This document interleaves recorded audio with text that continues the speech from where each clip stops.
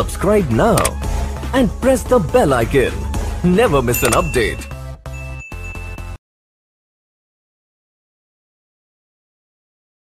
दिसबुड यांचे आगमन होत आहे. आपण टाळ्यांच्या गजरात त्यांचे स्वागत करूया. आज पाषाणाचीही झाले फुले आपल्या दर्शनाचे भाग्य आम्हास लाभले. आजच्या व्याख्यानाचे सन्माननीय अध्यक्ष श्री संदीप म्हात्रे, संजीवनीचे राजीव नाईक आणि सन्माननीय पाहुण्यांना मी व्यासपीठावर आसनस्थ होण्याची विनंती करते.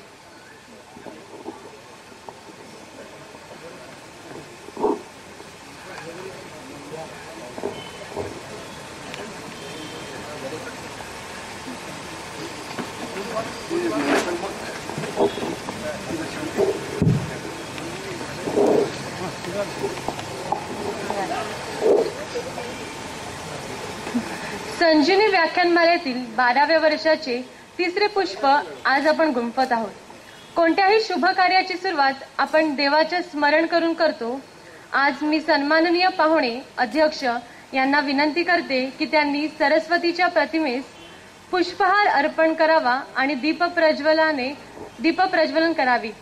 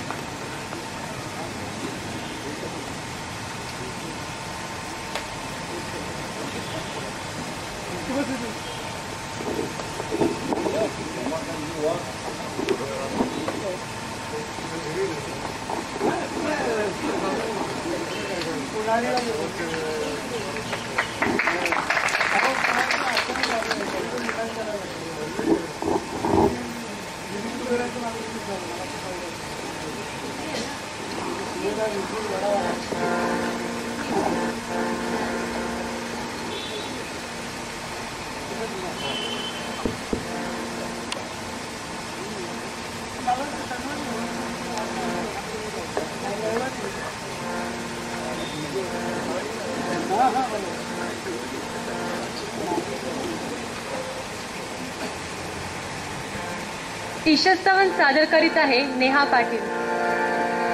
हे मन मोहन, हे मन मोहन,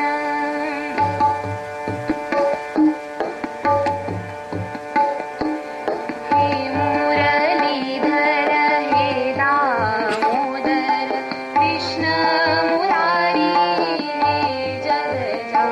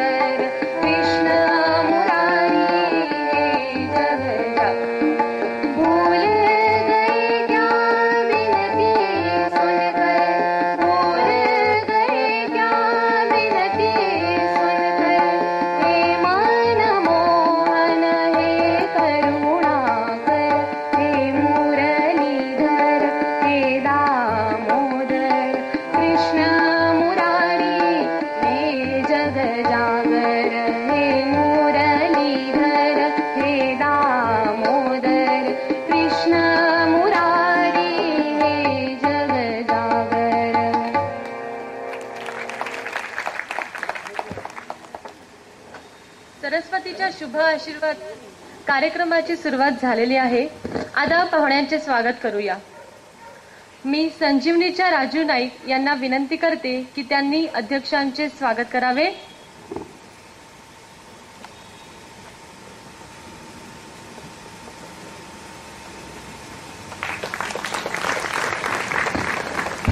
माननीय अध्यक्षांना विनंती करते की त्यांनी आजचे आपले वक्ते श्री प्रदीप लोखंडे यांचे स्वागत करावे.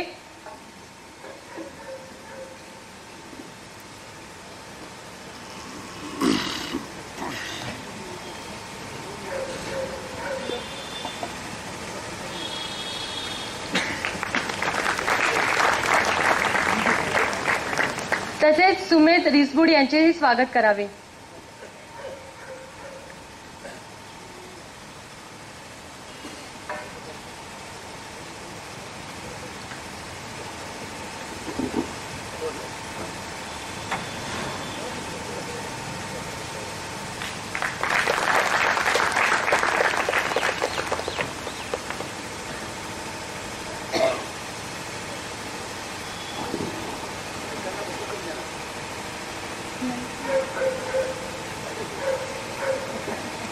आजच्या कार्यक्रमाचे प्रास्ताविक सादर करतील श्री राजू नाईक.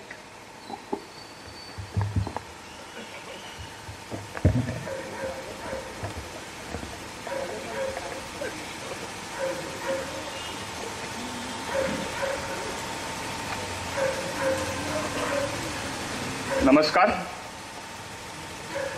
आजच्या कार्यक्रमाचे अध्यक्ष संदीप म्हात्रे, प्रमुख पाहुणे,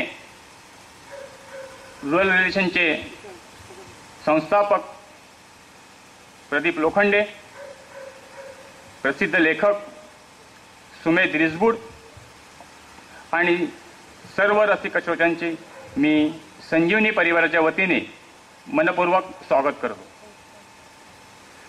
संजीवनी व्याख्यानमालेचे आजचे हे तिसरे पुष्प गुंफणार आहेत प्रदीप लोखंडे आणि आज त्यांच्याशी संवाद साधणार आहेत प्रदीप लोखंडे पुणे 13 या पुस्तकाचे लेखक सुमेध रिसबुड.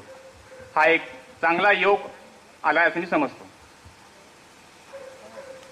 खूप मानाचा समजला जाणारा मॅक्सेल अवॉर्ड फॉर सोशल एंटरप्रेन्योरशिप हा पुरस्कार प्रदीप लोखंडे यांना घोषित झालेला आहे. महाराष्ट्र दिनी त्याची घोषणा झाली. त्यांचं मी संजीवनी परिवाराच्या वतीने अभिनंदन करतो. प्रदीप लोखंडे यांचा जन्म सातारा जिल्ह्यातील वाई तालुक्यातील एका छोट्या खेडेगावात झाला. 10वी नंतर पुण्यामध्ये ते शिक्षणासाठी आले. ग्रॅज्युएशनपर्यंत त्यांनी नोकरी करत शिक्षण पूर्ण केलं आणि त्यानंतर मार्केटिंगमध्ये MBA केलं. MBA केल्यानंतर कॅम्पस इंटरव्ह्यूमध्येच त्यांना जॉन्सन अँड जॉन्सनमध्ये नेमणूक झाली. 2-3 वर्ष जॉन्सन अँड जॉन्सनमध्ये नोकरी केल्यानंतर त्यांनी राजीनामा दिला, कारण त्या चौकटीमध्ये बसणारं हे व्यक्तिमत्व नव्हतं. त्यानंतर त्यांनी रुरल रिलेशनची स्थापना केली. हा जो आतापर्यंतचा त्यांचा जो प्रवास पाहिला तर तो थक्क करणारा असा प्रवास आहे असं म्हणता येईल. त्या माध्यमातून त्यांनी मार्केटिंगची कामं म्हणजे भारतीय आणि परराष्ट्रीय कंपन्यांचे ग्रामीण भागामध्ये नवीन नवीन उत्पादनांचं मार्केटिंगचं काम या संस्थेमार्फत ते करत असतात. त्याच जोडीला अनिवासी गाववासी हा उपक्रम त्यांचा सुरू आहे. त्यामार्फत ते साधारण 3600-3600 शाळांना त्यांनी संगणक भेटी दिलेल्या आहेत. त्यांचा दुसरा उपक्रम ज्ञान की वाचनालय. संस्कारक्षम वयामध्ये मुलांना पुस्तकं मिळाली पाहिजेत या उद्देशाने हा उपक्रम सुरू झालेला आहे आणि आतापर्यंत साधारण 1250 शाळांना त्यांनी वाचनालय उभी करून दिलेली आहेत. आणि हे सरकारी योजनेसारखं नाहीये. संगणक बसवल्यानंतर वाचनालय सुरू केल्यानंतर त्यांचं ते पाठपुरावा करत असतात की नेमकं ती योजना कशा सुरू आहे, ती वाचनालय कशी सुरू आहेत, संगणक दिले त्याचं काय होत आहे आणि खूप चांगला असा त्यांच्याकडे रिझल्ट त्यांना मिळत आहे. आणि ग्रामीण तरुणांनी गावातच आपला रोजगार उभा करावा शहराकडे येऊ नये यासाठी ग्रामीण तरुणांना मार्गदर्शन करण्याचं एक खूप मोठं काम या संस्थेमार्फत सुरू असतं. म्हणजे इंडिया आणि भारत यामधली जी आपण दरी म्हणतो ती कमी करण्याचं काम या संस्थेच्या माध्यमातून त्यांचं अजून पण सुरू आहे. साधारण एक 9 राज्यातील 49,000 खेडेगावांशी संपर्क असलेला 49,000 खेडेगावची संपर्क ठेवणं हे आपण समजू शकता किती कठीण काम आहे ते. त्यानिमित्ताने त्यांना अनेक पुरस्कार मिळाले. मी 1-2 पुरस्काराबद्दल मला सांगावंसं वाटतं. एक पुरस्कार आहे माननीय शरद पवार साहेबांकडून मिळालेला. शरद पवार साहेब आपल्याला माहिती आहे की महाराष्ट्रातली खडानखडा माहिती असलेलं एक हे राजकारणी व्यक्तिमत्व.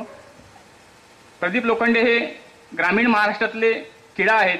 एक वेळ सरकारी दप्तरामध्ये नोंदी आमच्याकडे नसतील पण प्रदीप लोखंडेकडे त्या पुरेशी माहिती असणारच अशी इतरांकडे त्यांच्या अपरोक्ष पवारसाहेब नेहमी म्हणत असतात. हा मला वाटतं त्यांच्यासाठी एक पुरस्कार आहे. दुसरा पुरस्कार आहे फिलिप कोटलर. मार्केटिंग गुरु म्हणून जागतिक पातळीवरती नावाजलेलं हे एक नाव आहे. म्हणजे मार्केटिंग संदर्भामध्ये ज्यांचं भाष्य ऐकण्यासाठी या क्षेत्रातली मंडळी चातकासारखी वाट पाहत असतात त्यांनी प्रदीप लोखंडे आणि रुरल विजन हे त्यांचं ते मार्केटिंग मॅनेजमेंट या पुस्तकामध्ये 13व्या आवृत्तीमध्ये त्यांचा पूर्ण केस स्टडी अख्खीची अख्खी दिलेली आहे. हा देखील एक पुरस्कार समजला जातो. त्यांना MBA मध्ये प्रवेश सुरुवातीला नाकारला होता आणि आज जर पाहिलं तर Indian institute of management Ahmedabad, Symbiosis यासारख्या ठिकाणातले या इन्स्टिट्यूटमधले विद्यार्थी प्रदीप लोखंडे हा प्रोजेक्टसाठी घेतात आणि जेव्हा 10 प्रोजेक्ट देशभरातून निवडले जातात तेव्हा त्याच्यामध्ये प्रदीप लोखंडे आणि रुरल रिलेशन हा प्रोजेक्ट असतो.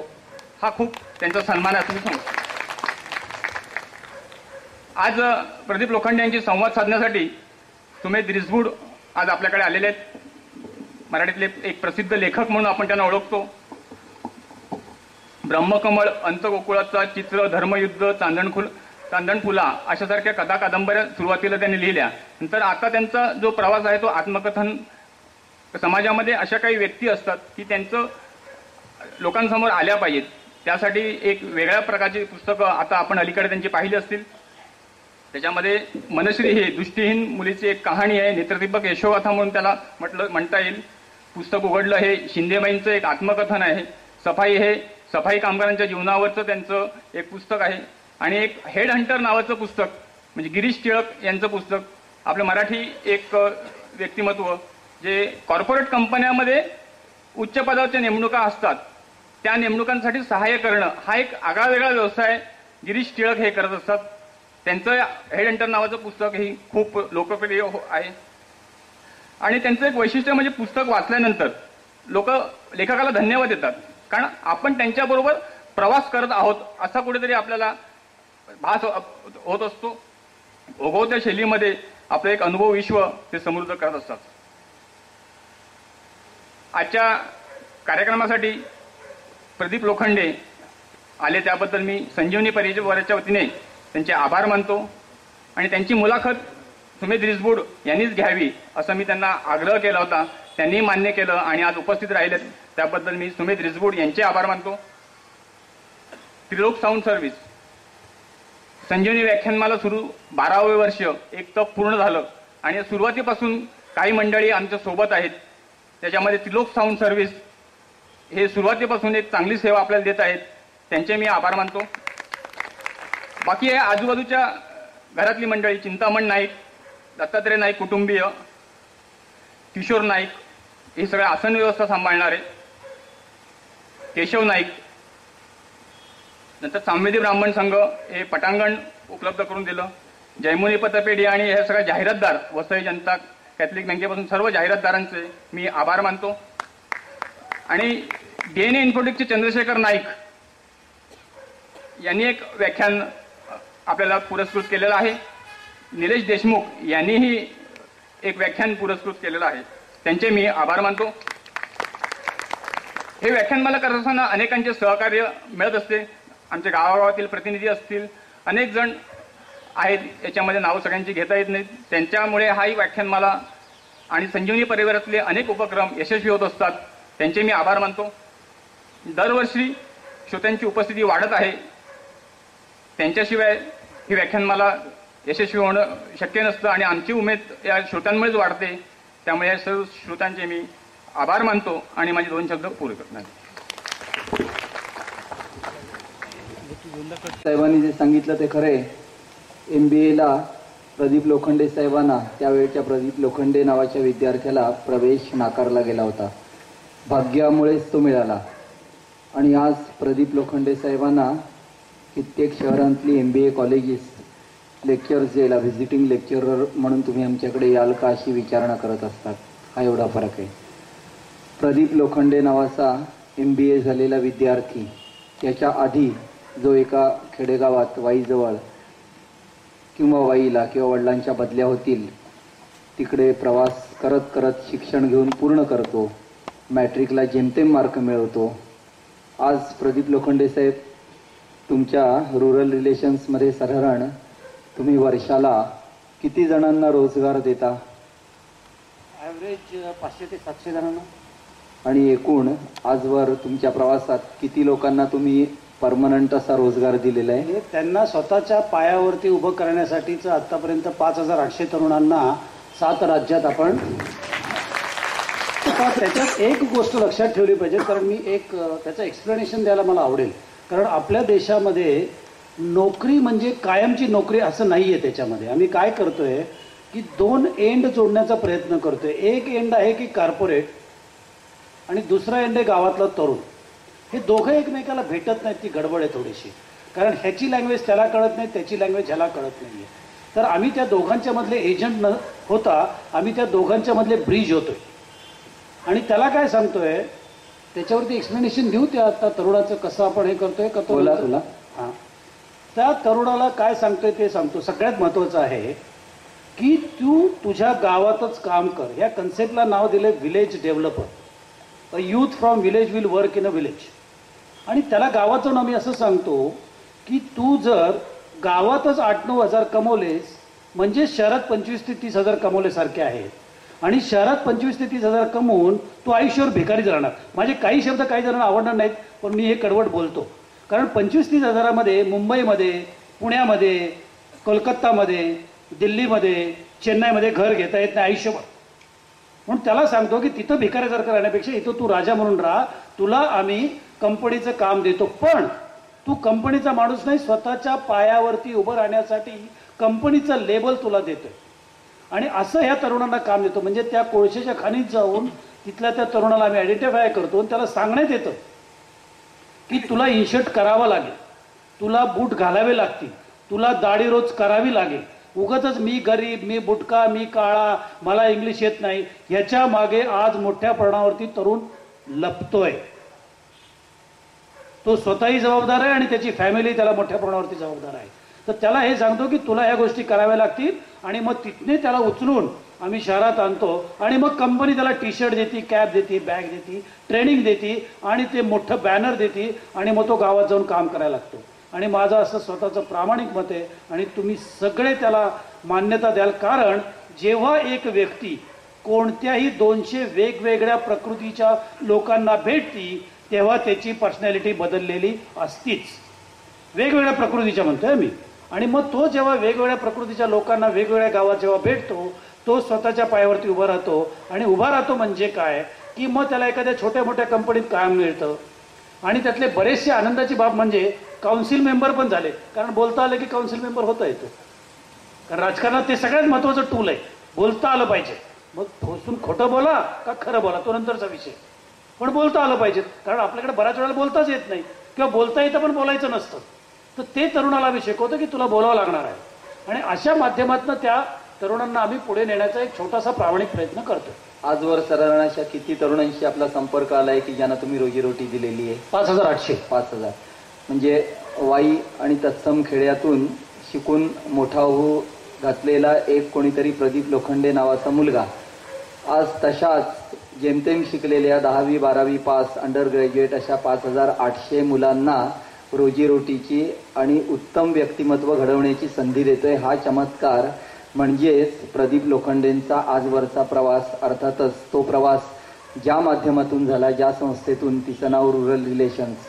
आपण हे नाव मुद्दाम ठरवलं की योगायोगाने रुरल रिलेशन्स हे नाव त्या संस्थेला दिलं गेलं. रुरल रिलेशन्स ही टर्म वापरण्यामागे आपलं काही मुख्य प्रयोजन होतं का? निश्चितच. कारण जेव्हा तुम्ही प्रोफेशनल वर्ल्डमध्ये येता त्यावेळेला तुम्ही ॲब्सोल्यूट प्रोफेशनलच असलं पाहिजे. परत त्याच विषयावरती येतो मी. माझं शिक्षण नाही झालं, मला इंग्लिश येत नाही म्हणून समोरच्यानी वेगळं आणि माझ्यासाठी काहीतरी वाकून वागावं काही प्रश्नच येत नाही आहे. तो म्हणतो मी तुला पैसे देतोय का, मी तुला काम देतोय का, मी तुला शिकवतोय, त्यावेळेला मला जे काय पाहिजे ते 99 नाही 100% लागणार. आणि आपल्या भारतात आणि स्पेशली महाराष्ट्रामध्ये मला दुःखाने म्हणजे नेहमी मला राग येतो की तेच अहो नाही होते आम्ही गावात आमचं काय, कारण त्या मानसिकतेमध्ये आपण मेलेलो आहोत. कारण मी गावात राहतो म्हणून मी काय करू शकत नाही, कारण मी गावात राहतो. अरे किती दिवस आता उघडायचं आपण, किती दिवस उघडायचं आपण? तर त्यातनं बाहेर येण्यासाठी मी नेहमी प्रयत्न केलेले आहेत. आणि माझ्या कुठल्याही उपक्रमाचे जे पुढच्या ह्याच्यात येतीलच त्याला मी उत्कृष्ट ब्रँडिंग केले, उत्कृष्ट. आणि सगळ्यात महत्त्वाचं म्हणजे मी त्याचं ट्रेडमार्क केले, संपूर्ण सगळ्या ब्रँडचं ट्रेडमार्क केले. तर रुरल रिलेशन्सचं सुद्धा ट्रेडमार्क केले मी. रुरल रिलेशन्स नाव देण्याचं प्रयोजन असं की जेव्हा मी गावात काम करतोय आणि माझी संकल्पना ही आहे की शहरात राहणारे सर्वजण आणि गावात राहणारे या दोघांच्या मधला दुवा म्हणून मला काम करायचंय. म्हणून ग्रामीण भागाचा दुवा पण रिलेशनशिपच्या माध्यमातून, म्हणून रुरल रिलेशन्स असं त्या संस्थेला नाव देण्यात आलं. धन्यवाद. प्रदीप लोखंडे साहेबांच्या रक्तात व्यावसायिकाचं गुणसूत्र होतच होतं. फक्त ते ॲक्टिवेट केव्हा झालं की ज्या वेळेला MBA नंतर त्यांनी किती 2 वर्ष ना, जॉन्सन 18 महिने 1.5 वर्ष त्यांनी जॉन्सन अँड जॉन्सनमध्ये नोकरी केली. नंतर ते नोकरीत रमले नाही. त्यानंतर त्यांनी डिस्ट्रीब्युशनचा व्यवसाय स्वीकारला पुण्यात, ज्याचा काही अनुभव त्यांना नव्हता. कसल्या वस्तूंची, कोणत्या प्रॉडक्ट्सची तुम्ही डिस्ट्रीब्युशन केली होती? आता तुम्ही मुंबईकरच असता, म्हणजे तुम्ही जरी नाला सोपाराकर असला तरी मुंबईकरच असं मी थोडक्यात. सुरुवात कशापासून झाली होती, कोणत्या वस्तू? ते फार इंटरेस्टिंग आहे. तेच म्हणूनच मला ते सांगायला आवडेल. मी जसं 18 महिने फक्त जॉन्सन जॉन्सनमध्ये काम केलं आणि सारखं डोक्यात होतं की आपलं स्वतःचं काहीतरी करायचं. आणि एक ॲडव्हान्टेज सांगतो तुम्हाला माझा काय होतं, सगळ्यात मोठा आणि भारतातल्या बऱ्याच लोकांचा येतो. I have nothing to lose. कारण मी गरीब घरातून आलो होतो, अतिशय गरीब घरातून आलो होतो. माझं शिक्षण झालेलं नव्हतं, कारण मला 36% मार्क मिळाले होते 10वीला आणि कसे तरी 45% मार्क मिळाले होते कॉमर्सला. तेही एक्सटर्नल ग्रॅज्युएशन केलं होतं. म्हणजे पहिला विषय काय, फॅमिली बॅकग्राऊंड नाही. दुसरा विषय काय, शिक्षण नाही. आणि तिसरा विषय काय, पैसे नाही. त्यामुळं हारणार काय नाही. त्यामुळे मला उडी मारायला अतिशय सोपं गेलं. म्हणून मी सगळ्या लोकांना जे हे कारण करतात ना पुढं, त्यांना सांगतो अरे तुझ्यासाठी तर बेस्ट आहे. कारण माझा एक मित्र आहे जो 5,000 कोटीचा मालक आहे, त्याला म्हणतो अरे तू किती BMW घेतले तर लोक तुला काय म्हणणार की अरे अजून एक घेतली. पण प्रदीप लोखंडे यांनी सायकल जरी घेतली तरी अख्ख्या गल्लीत बोंबा लोक मारणार की तुझ्या आयला कालपर्यंत काय नव्हतं पण झालं यांनी सायकल घेतली हो. तर असा अप्रोच ठेवला पाहिजेत आपण. तर त्याचं असं झालं की मी जेव्हा पुण्यात आलो तर मला असं वाटायला लागलं 18 महिन्यात मला काहीतरी बरंच यायला लागलं.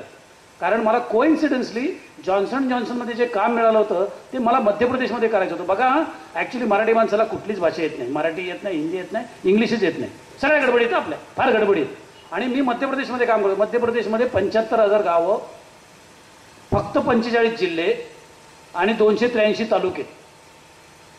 तर त्या जिल्ह्यांना मला कनेक्ट करायचं काम दिलं होतं जॉन्सन जॉन्सन. आणि तिथं एक डिस्ट्रीब्युटर नेमा असं काम देण्यात आलं होतं मला.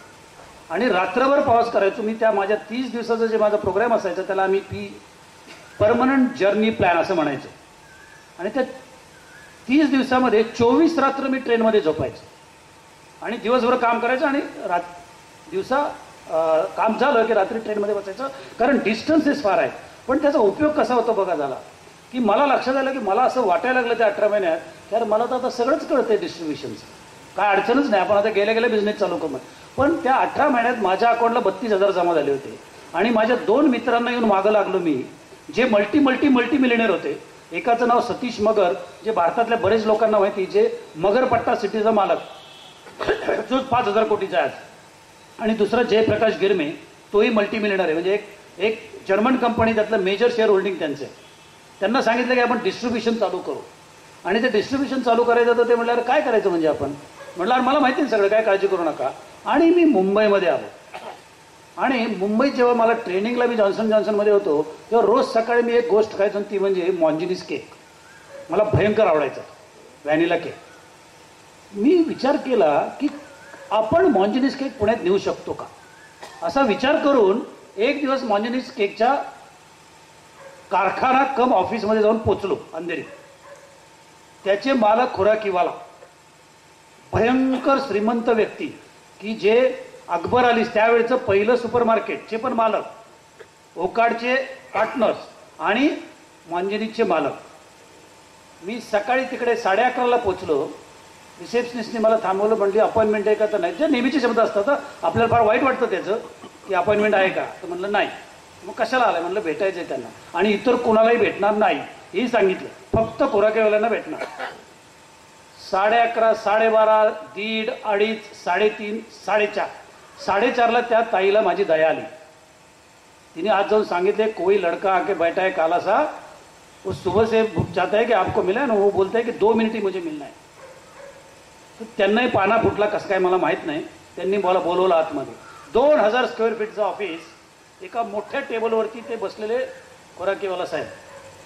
आतमध्ये गेलो आणि एक आपल्याला परत छोट्या छोट्या चुका कशा होतात, विचारायच्या अगोदरच आपण खुर्चीवर बसतो.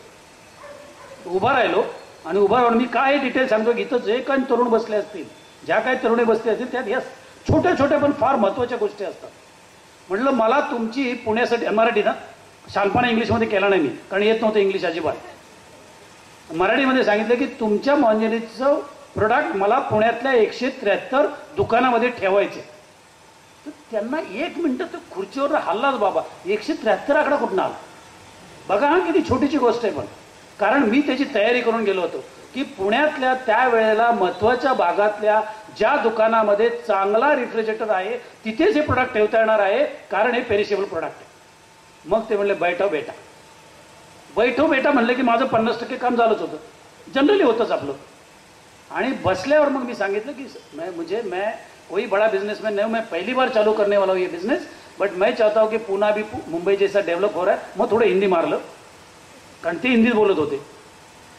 मग त्यांनी बेल वाजवली आणि विज नावाच्या एका मार्केटिंग मॅनेजरला आतमध्ये बोलवलं. है बोले देखो ये बेटा, ये बच्चे क्या बात कर रहा है, मेरे समझ में नहीं आ रहा है कुछ. ते बोलता है पुणे बिना का कुछ एजन्सी चाहिए. मग विजनं पण तसंच ठोकलं, ब्लू प्रिंटच समोर ठेवली. ही 173 दुकानांची नावं, ह्यामध्ये आपलं प्रोडक्ट ठेवता येईल. मला ह्यातनं इंडिकेट तरुणांना आणि सगळ्यांना करायचं आहे की कुठलीही गोष्ट करताना त्याचं थोडंसं आपल्याला पहिल्यांदा माहिती घ्यायला पाहिजे, त्याच्या खोलवर गेलं पाहिजे, त्याची एक ब्लूप्रिंट तयार केली पाहिजे आणि मगच समोर गेलं पाहिजे. फक्त जर आपण म्हटलं की नाही मी नवीनच आहे, मी तरुणच आहे, मी अजून रॉच आहे, माझा अभ्यासच नाही, मला अनुभवच नाही, तर मग समोरच्याने का तुमच्यासाठी करावं. तर बेसिक जर थोडंसं तुम्ही केलं तर समोरचा निश्चित सेकंड करा. आणि तुमच्या माहितीसाठी सांगतो, we were the people, we have launch Monginis cake in Pune. टाळ्या वाजवा प्लीज. काय बरोबर का नाही ग, व्हॅनिला केक खाते ना आता किती बघ. आणि मग त्याच व्यक्तीने 5 वर्षांनी मला सांगितलं की तुम्हाला जर फॅक्टरी उघडायची असली पुण्यात मॉन्जिनीस केकची तर उघडा, पण तोपर्यंत मी माझा ट्रॅक बदलला होता. पण बघा, आणि त्यांना पुढं काय काय ठोकून सांगितलं तुम्ही ऐकता असेल. म्हणलं माझ्याकडे फक्त 50,000 रुपये आहेत. तर पेरिशेबल म्हणजे नाशवंत वस्तू असतात त्याचे तुम्हाला ॲडव्हान्समध्ये पैसे भरायला लागतात, त्याला दुसरा काही पर्याय नसतो. आणि मग ते झालं की अशीच एक दुसरी स्टोरी केली मी आणि फ्रुटीची पण एजन्सी घेतली, पुण्यामध्ये फ्रुटीची एजन्सी घेतली. आणि फ्रुटी त्यावेळेला फक्त भारतात पुण्यातच लॉन्च झालेलं होतं. म्हणजे पुण्याच्या एअरपोर्टला पुण्यात का लॉन्च झालं, हा त्याचं कारण असं आहे, टेस्ट मार्केट जे भारतात करतात त्याला 2-3च टाऊन महत्त्वाची आहे. त्यातलं पुणे एक आहे, इंदोर आहे, बँगलोर एक आहे. कारण ज्या गावामध्ये कम्पॅरेटिव्हली कॉस्मोपॉलिटियन क्राऊड असतं आणि क्रिटिक असतात त्या गावामध्ये जनरली प्रोडक्ट लॉन्च केले जातात. आणि त्याच्यावरती मग ठरलं जातं की ऑल इंडियात लॉन्च करतातच ते सगळीकडे, पण चेंजेस काय काय करायचे, by price, by look, by brand, by distribution. मग ते सगळ्या टेक्निकल गोष्टी त्याच्यात आतमध्ये येत जातात. तर अशा रीतीने हे डिस्ट्रीब्युशनचं पर्व चालू झालं माझ्या आयुष्यामध्ये विथ मॉन्जिनीस. म्हणजे बघा ना, कुठे मॉन्जिनीस, कुठे पुणा, काय येतील का, आपण आलं. आणि मग काय होतं, ती एक खुन्नस होती माझ्या डोक्यात की मी अतिशय जसं म्हणलं तुम्हाला एका सामान्य फॅमिलीत आल्यामुळे कोणीतरी शेत बनावं आपल्या. तर एक शेत एकाच धंद्यात शेट म्हणतात ते म्हणजे डिस्ट्रीब्युशन. कारण त्याचंही कारण आहे. जो डिस्ट्रीब्युटर असतो हा 2 लोकांचा फायनान्सर असतो, म्हणून त्याला शेट म्हणतात. कारण तो माल पैसे देऊन कंपनीकडनं विकत घेतो, म्हणजे तो कंपनीचा शेट झाला. कारण ॲडव्हान्समध्ये पैसे देतो आणि तो दुकानदाराला उधारीवरती देतो, म्हणजे त्याचाही शेट झाला. म्हणून डिस्ट्रीब्युटर आणि म्हणून शेट. आणि ती खुन्नच काढली जरा की चला रोज संध्याकाळी 10,000 रुपयाच्या नोटामध्ये सुद्धा बरं वाटायचं, पण at end of the day कळालं त्यातले आपले 50 रुपये पण नाही आहेत. पण हे करायला पाहिजे, करायला लागतं. या डिस्ट्रीब्युशन व्यवसायाने काय काय तुम्हाला मिळवून दिलं? 2 गोष्टी महत्त्वाच्या शिकवल्या. जेव्हा 5 रुपये कमवायचे मराठी माणसाचं, म्हणजे मला मी शिव देते, प्लीज कोणी वाईट वाटून घेऊ नका. आपल्याकडे काय माहिती का, 5 रुपये कमवले की आपण 50 रुपयाचे इमले बांधतो. तर ते जरा कमी केलं पाहिजे. कारण distribution is not a distribution game, it is money management. Because तुम्ही तुमचे पैसे जितक्या वेळा जास्त फिरवता तेवढं तुम्हाला प्रॉफिट होतं. कारण ह्याच्यात rotation of money is the game, आणि ती बऱ्याच वेळेला कळत नाही. म्हणून मी ह्या जगात मारवाडीज आणि ज्यूजना मानतो, कारण they are the best player to do this business. ज्ञान, अनुभव, पैसा ह्याच्याखेरीज या डिस्ट्रीब्युशन व्यवसायाने काय दिलं तुम्हाला? मला पेशन्स.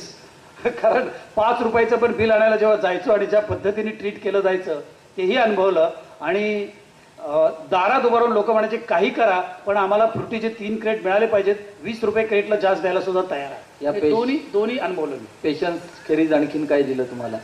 नाही, लोक फसवतात, मोठ्या प्रमाणावरती लोक फसवतात, पण मी त्याला फार जास्त लक्ष दिलं नाही मी त्याच्याकडे. काखेत कळसा गावाला वळसा म्हणतात तो असा की या डिस्ट्रीब्युशन व्यवसायाने त्यांना छान बायको मिळवून हो. अच्छा. हो ते तसं का, त्या अँगल माझ्या डोक्यात आता बायको घर वगैरे काय नाही बरं का. म्हणजे आज सीमंतिनी मॅडम त्यांच्याबरोबर पुण्याहून एवढ्या लॉंग जर्नी करून आल्या तरी सुद्धा ते विसरलेले आहेत, एवढे ते व्यावसायिक आहेत खरोखरचे. तर तुम्ही सांगा की व्यवसायात तुम्हाला छान मजा येत होती. सीमंतिनी मॅडम तुमच्या व्यवसायात बेटर हाफ होत्याच, त्या ऑफिशियल बेटर हाफ नंतर तुमच्या झाल्या. एका उत्तम संसाराला, सुखी संसाराला सुरुवात झाली. या सुखी संसाराला सुरुवात होत असताना, सगळं छान असताना, तुमच्या पहिल्या मुलीच्या वाढदिवसाला मला वाटतं मॉन्जिनिसवाल्यांनी मुद्दाम स्पेशल केक बनवून पाठवला होता. आणि माहिती होतं त्यांना की हा माणूस आता आपल्या व्यवसायात भविष्यात येणार नाहीये, he is going to quit. असं असतानाही मालकांनी तुमच्या गुणांना दिलेला तो सॅल्यूट होता की मॉन्जिनिसचे स्पेशल बॅच त्यांच्याकडे घरी पाठवली होती. मग एवढं सगळं सुखाचं सुरू असताना तुम्हाला ही अवदसा कुठून आठवली हो? रुरल रिलेशन्स आणि इकडे काय काय काय काय करायचं, हे कसं काय? म्हणजे डिस्ट्रीब्युशन चांगलं चाललेलं होतं, तुम्ही सांगताय तशा प्रकारे जीव माणसाच्या गुणवत्तेने तुम्ही सगळं छान निभावून नेत होतात. मग रुरल रिलेशन्स आणि हा पत्राचार, ही अवदसा कुठून सुचली तुम्हाला? पहिलं म्हणजे अवदसा शब्द नको, कारण त्यांनी मला आयुष्यात जे दिले ते नंतर दिलं. पण अवदसा अशा अर्थी की नंतर ते आता सांगणार नाहीत. आणि to cut the long story short असं आपल्याला जायचंय, कारण पुढचा बराच प्रवास ऐकायचा आहे. पण श्रोते आमच्याशी सहमत होतील की ज्या व्यवसायाने सुरुवातीलाच बायकोच्या अंगावरचं मंगळसूत्र सोडून सगळं सोनं धुवून नेलं आणि टीव्ही आणि आणखीन सगळ्या गोष्टी घरातल्या विकायला भाग पडलं, त्या गोष्टीला पनवती म्हणायचं नाही, अवदसा म्हणायचं नाही, तर लक्ष्मी म्हणायचं. एनिवेज मी ते ह्याच्यासाठी निवडलं. ते कसं निवडलं?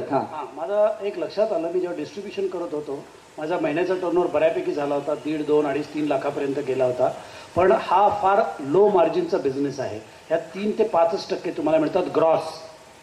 त्यामुळे at end of the day माझ्या लक्षात आलं की फार काय पैसे मिळत नाहीत. आणि आम्ही तिन्ही पार्टनर, जरी ते किती श्रीमंत असले तरी व्हेरी व्यवसाय आपण म्हणतो त्यावेळेला ते इक्वली माझे पार्टनर होते. पण त्यांनी मोठेपणा दाखवला आणि मला 1 वर्षानंतर सांगितलं की तू पूर्णपणे चालव, आम्हाला काही नको आहे त्याच्यातनं. पण मी स्वतः चालवताना सकाळी 7:30 ते संध्याकाळी 11:30 काम करायचो, स्वतः टेम्पो चालवायचो आणि दुकानात जाऊन माल विकायचो. आणि जेव्हा महिन्याच्या शेवटीला हिशोब करायचो त्यावेळेला माझ्या खिशात 10,000 पण यायचे नाही. तेव्हा माझं असं लक्षात आलं की डिस्ट्रीब्युशन हे बँकेच्या पैशावरती चालवता येत नाही, आणि मी ते बँकेच्या पैशावरती चालवत होतो. तर त्यावेळेला माझ्या असं लक्षात आलं की मी बँकेसाठी काम करतोय, मी माझ्यासाठी काम करत नाही. मग एक फायनल डे डिसिजन घेतला की मी हे बंद करणार. बंद करताना मला भरपूर अडचणीही आल्या आणि चांगलेही अतिशय उत्कृष्ट अनुभव आले. पण मी ते एका दिवशी बंद केलं आणि कॉल असा घेतला की मी अशा रस्त्यावरती चालणार की ज्या रस्त्यावरती चालायला कुठलाही एक सामान्य नागरिक तयार नाही. आणि तो रस्ता होता ग्रामीण ग्रामीण आणि ग्रामीण.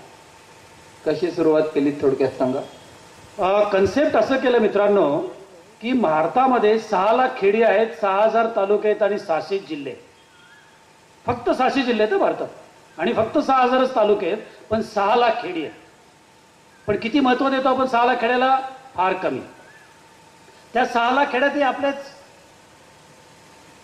आपल्यासारखी झाडामसाची लोक राहतात.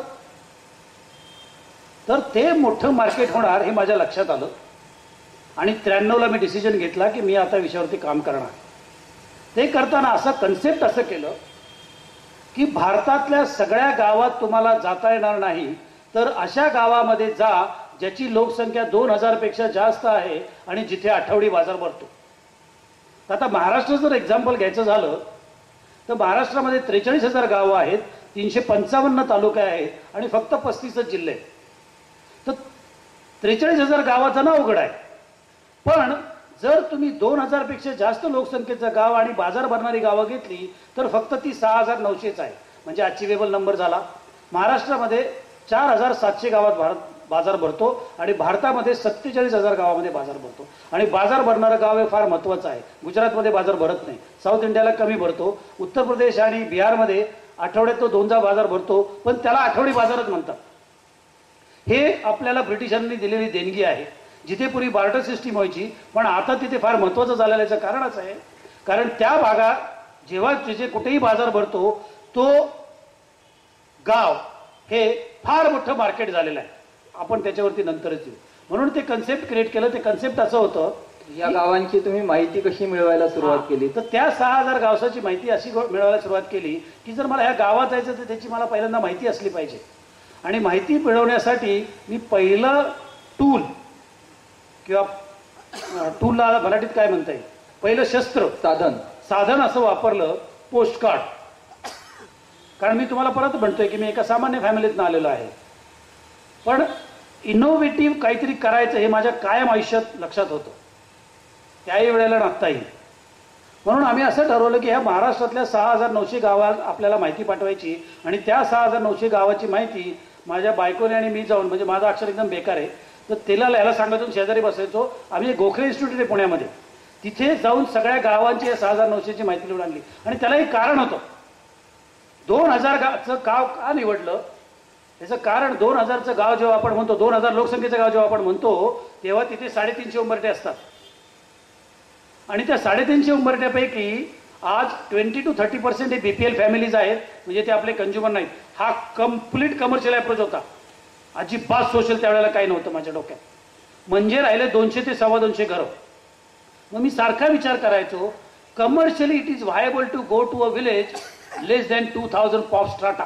तर नाही असं उत्तर आल्यानंतर 2000चा मी ती लाईन ड्रॉ केली आणि त्या 6900 गावाची जेव्हा माहिती गोळा केली, म्हणजे नाव फक्त, तालुका आणि जिल्हा, आणि त्या 6900 गावामध्ये पोस्ट कार्ड पाठवायचं ठरवलं.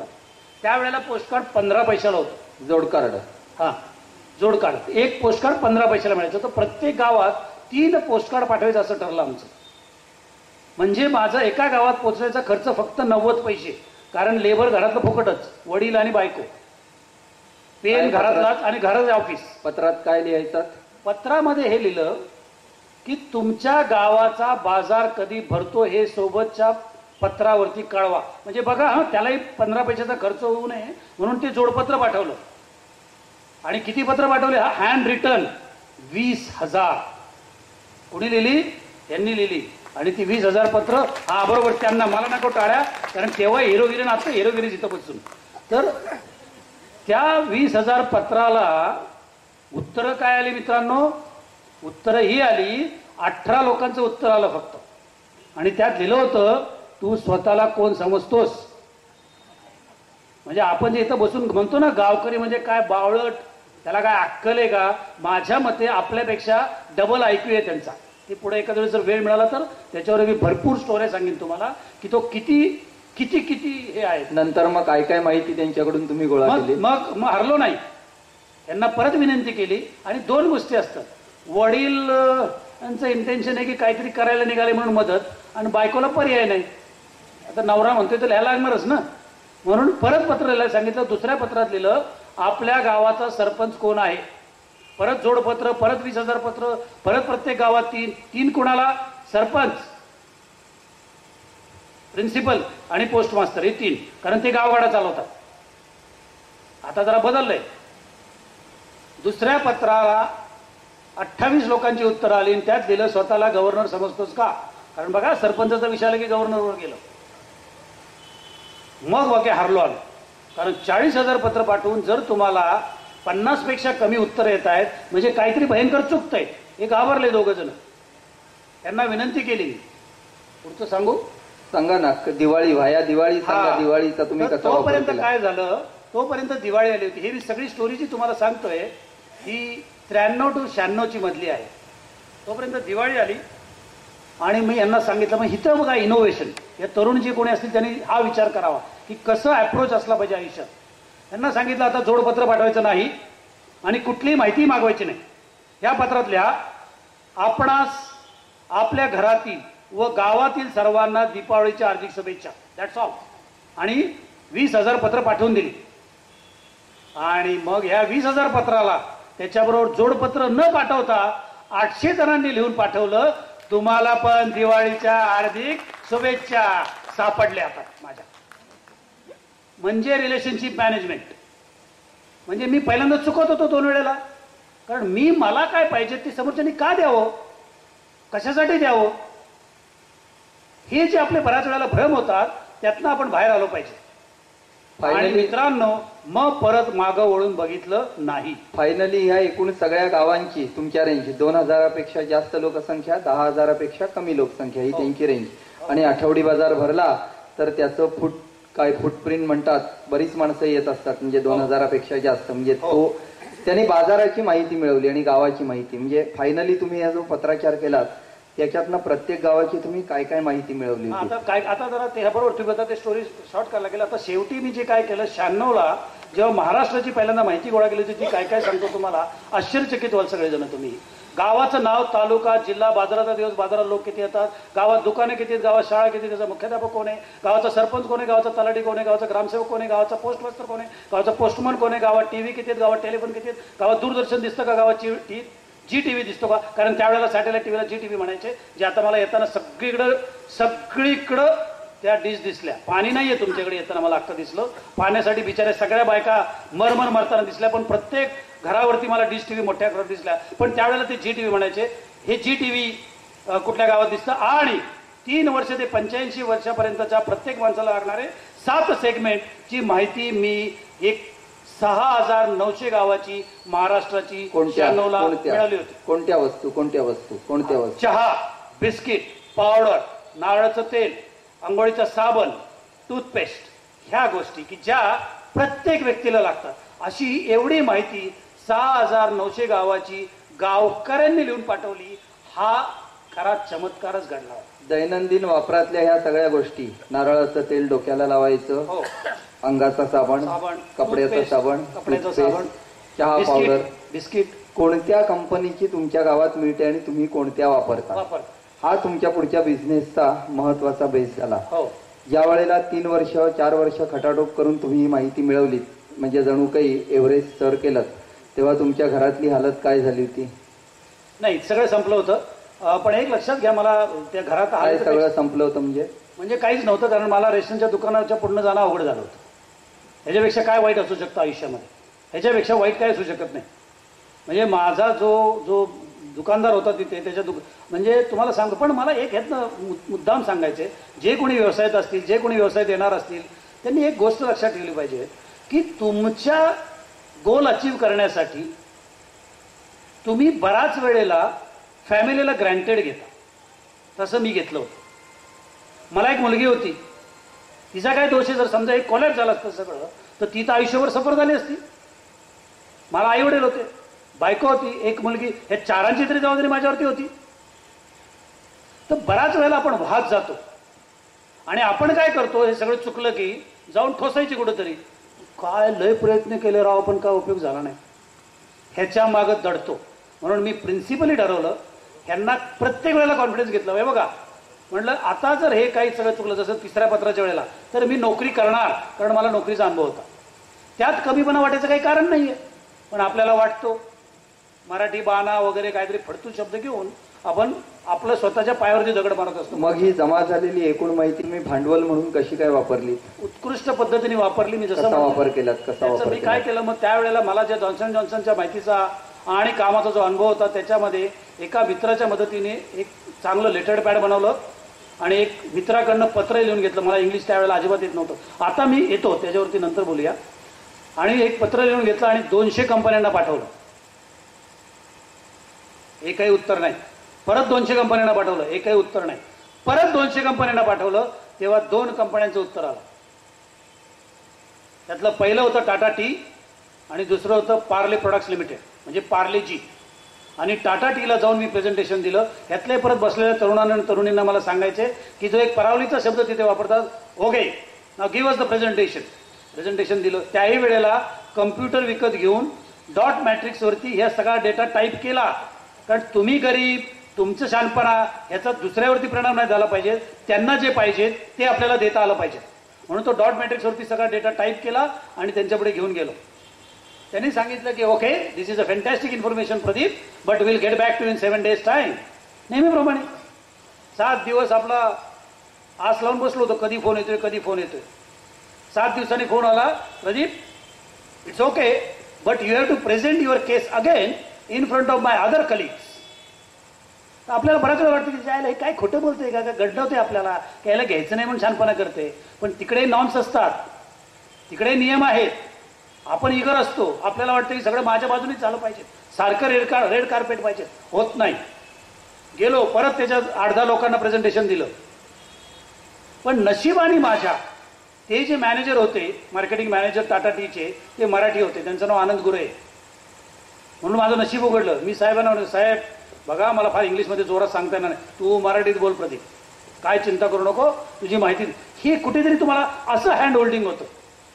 कोणीच मदत करत नाही आपल्याला. हे सगळे जगातलं जगच बेकार, थर्ड क्लास लोक असतात. मी चांगलं काहीतरी करायला निघालो होतो, पण सगळे मला आडवे पडले. नो.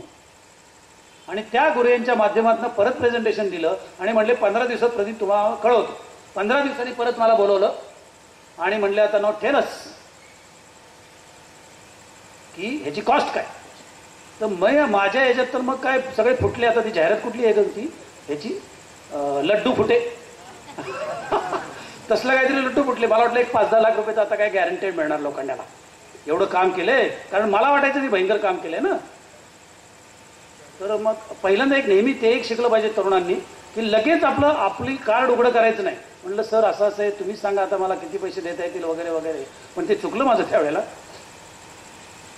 तर त्यांनी सांगितलं ह्या सगळ्या माहितीचे प्रदीप तुला आम्ही फक्त 25,000 रुपये देऊ.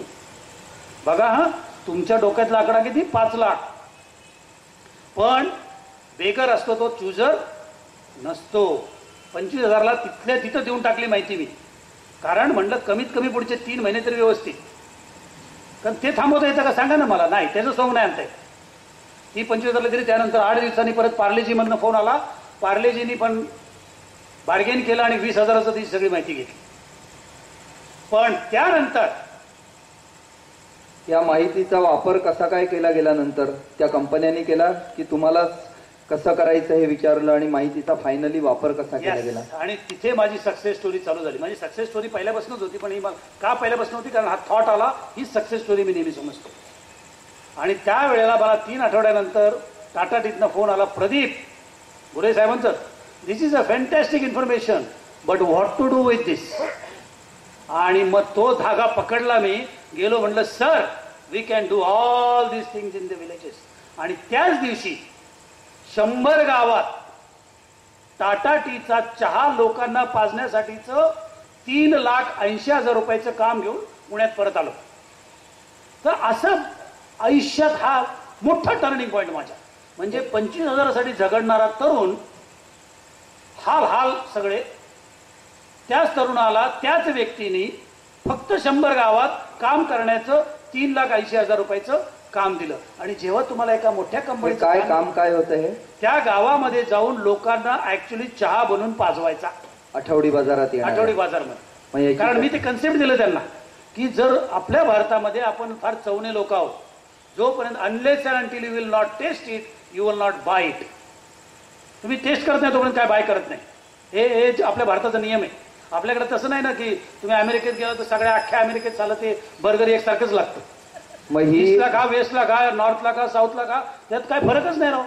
ते काय ते आमचे पोरगीचे रोज भांडणं होतात माझे, ते तुमचं काय ते सबवे थोडंसं काहीतरी वेगवेगळं करून देतात, पण अहो शेवटी एकच ना, काहीच फरक पडत नाही. पण हिचं सांगा बरं मला, तिखटच झालं, कमीच झालं, आळणीच झालं, हेच झालं, वरतीच झालं, तेल जास्त, हे 50 प्रकार. म्हणून चहा लोकांपर्यंत कसा पोहोचवला तुम्ही एवढ्या मग मी गावात? त्यावेळेला मला 2 लोक एम्प्लॉई केली. म्हणजे बघा तिथे सुरुवात केली, पहिले 2 लोक एम्प्लॉई केली आणि त्या 2 लोकांना सांगितलं की आपल्याला गावागावात नेऊन आता लोकांना चहा पाजायचं. पण स्वतः काम केलं मी. 100 गावं निवडली आणि गावागावामध्ये लिहून तिथल्या एका वेंडॉरला बोललो की बाबा तुझा दिवसाला तुला किती पैसे मिळतात. वेंडोर म्हणजे चहावाला, चहावाला, टपरीवाला. तिथला चहावाला, गावातला चहावाला. तो म्हणला मला 75 रुपये मिळतात, हे पहिले तुझे 75 रुपये. पण मी देतो तो चहा वापरायचा आणि मी म्हणतो तसं स्वच्छता राखायची त्याची. कारण we were representing Tata tea, आणि टाटा टी, टाटा नाव ह्या भारतामध्ये फार उंचीवरती, अक्रॉस भयंकर रिस्पेक्ट आहे त्याला. आणि मग तो उत्कृष्ट प्रोजेक्ट झाला. त्याही वेळेला टाटाबरोबर काम करतो आणि आजही टाटाबरोबर काम करतोय मी. छान संबंध आहेत माझे त्यांच्या. टाटा नंतर तुम्हाला काम कुठल्या कंपनीचं मिळालं? हे माझा दुसरा आयुष्याचा टर्निंग पॉईंट. जे तरुणांनी बसले त्यांनी सगळ्यात जास्त याकडे, माझ्या पुढच्या वाक्याकडे लक्ष द्यावं. ह्या 96च्या जानेवारीला जसं मी म्हणालो तुम्हाला, मला रेशनच्या दुकानच्या पूर्ण जाणं अवघड होतं. त्या 96च्या एंडला काय झालं ते सांगतो. ह्या 96च्या जानेवारीत मला जेवायला नाही. त्या 96च्या मार्चमध्ये मी 45,000 रुपयाला हा सगळा डेटा विकला. त्याच 96मध्ये मी जूनमध्ये 100 गावामध्ये टाटा टीचं सॅम्पलिंग केलं आणि जुलैमध्ये मला एका मोठ्या कंपनीचा फोन आला. त्या कंपनीचं नाव प्रॉक्टर अँड गॅम्बल. सगळ्यांना माहिती असेल इथं बसलेल्या, की Pradeep come to Mumbai and present your case to us. बघा, काम करणाऱ्याला ह्या जगात अजिबात कमतरता नाही, रडगाणं नकोय, एवढंच महत्वाचं. आणि मी गेलो मुंबईला आणि त्यांना प्रेझेंट केस केली. तो साउथ इंडियन होता माणूस.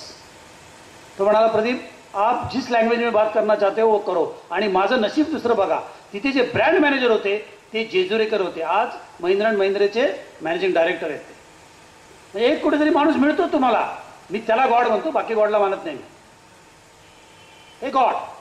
आणि मग त्यांनी मला हे दिलं, मी केलं प्रेझेंटेशन. आणि भ्यायचो नाही, मला म्हणलं मग ह्या भाषा येते बाबा, ह्या भाषेत बोलणार आहे मी. आणि मी तुम्हाला आत्ताही सांगतो न विचारता यांनी, की मी अहमदाबाद एला जातो किंवा सिंगापूरला जातो किंवा US मध्ये जातो, मी तिथल्या सगळ्या मुलांना काय सांगतो माहिती आहे का, this is my English, you have to listen to this because I know my subject 100%. I know my subject 100%. Don't go by my English. If you want to make a fun of my English, you can do it while having a fact and a tea, not in front of me. Listen very carefully. तर हे authority असते, ही authority येते तुमच्याकडे. त्याच्यामागे मी दडत नाही कधी आणि दडलो नाही. प्रॉक्टर अँड गॅम्बलचं कोणतं काम केलं आपण? आता प्रॉक्टर अँड गॅम्बलचं जे पहिल्यांदा काम मिळालं बघा, 10-20 साठी लगडणारा झगडणारा त्यावेळेचा तरुण, त्याच सप्टेंबरमध्ये, जुलै ऑगस्ट सप्टेंबरमध्ये मला काम मिळालं. कितीचं, आता ती फार मोठी स्टोरी पण तेवढी सांगत बसत नाही मी. 1 कोटीचं. म्हणजे बघा तुम्ही कसं असतं ते 1 कोटीचं काम. आणि काम काय तर 10 लाख कॅमे, 10 लाख एरियल शॅशे आणि 5 लाख ओल्ड स्पाइल शॅशे 3 राज्यात वाटायचे. पण पहिलं मी काय केलं माहितीये का तुम्हाला, 1 कोटी मिळाल्यावर आता काय करेल माणूस माहितीये ना, आपल्या मराठी माणसाला तर धंद्याची तर अक्कल नाहीच आहे. पहिलं येऊन काय केलं असेल मी, हिनी शहाणपणा केला आणि मी बावटपणा केला. हिनी घर घेतलं काहीतरी, त्यावेळेला 4 लाख रुपये पहिले आलते ना ग अकाउंटला. 4 लाख. ते 4 लाख दिलेले घर घेतलं. म्हणजे ते बरं झालं 4 लाख देऊन घेतलं, नाही तर कधी आयुष्यात माझ्या हातनं तर घर झालं नसतं. मी काय केलं सांगू का तुम्हाला, मी परत आलो आणि पहिली जाऊन मर्सिडीज विकत घेतली. आता त्याला 2 कारण आहे.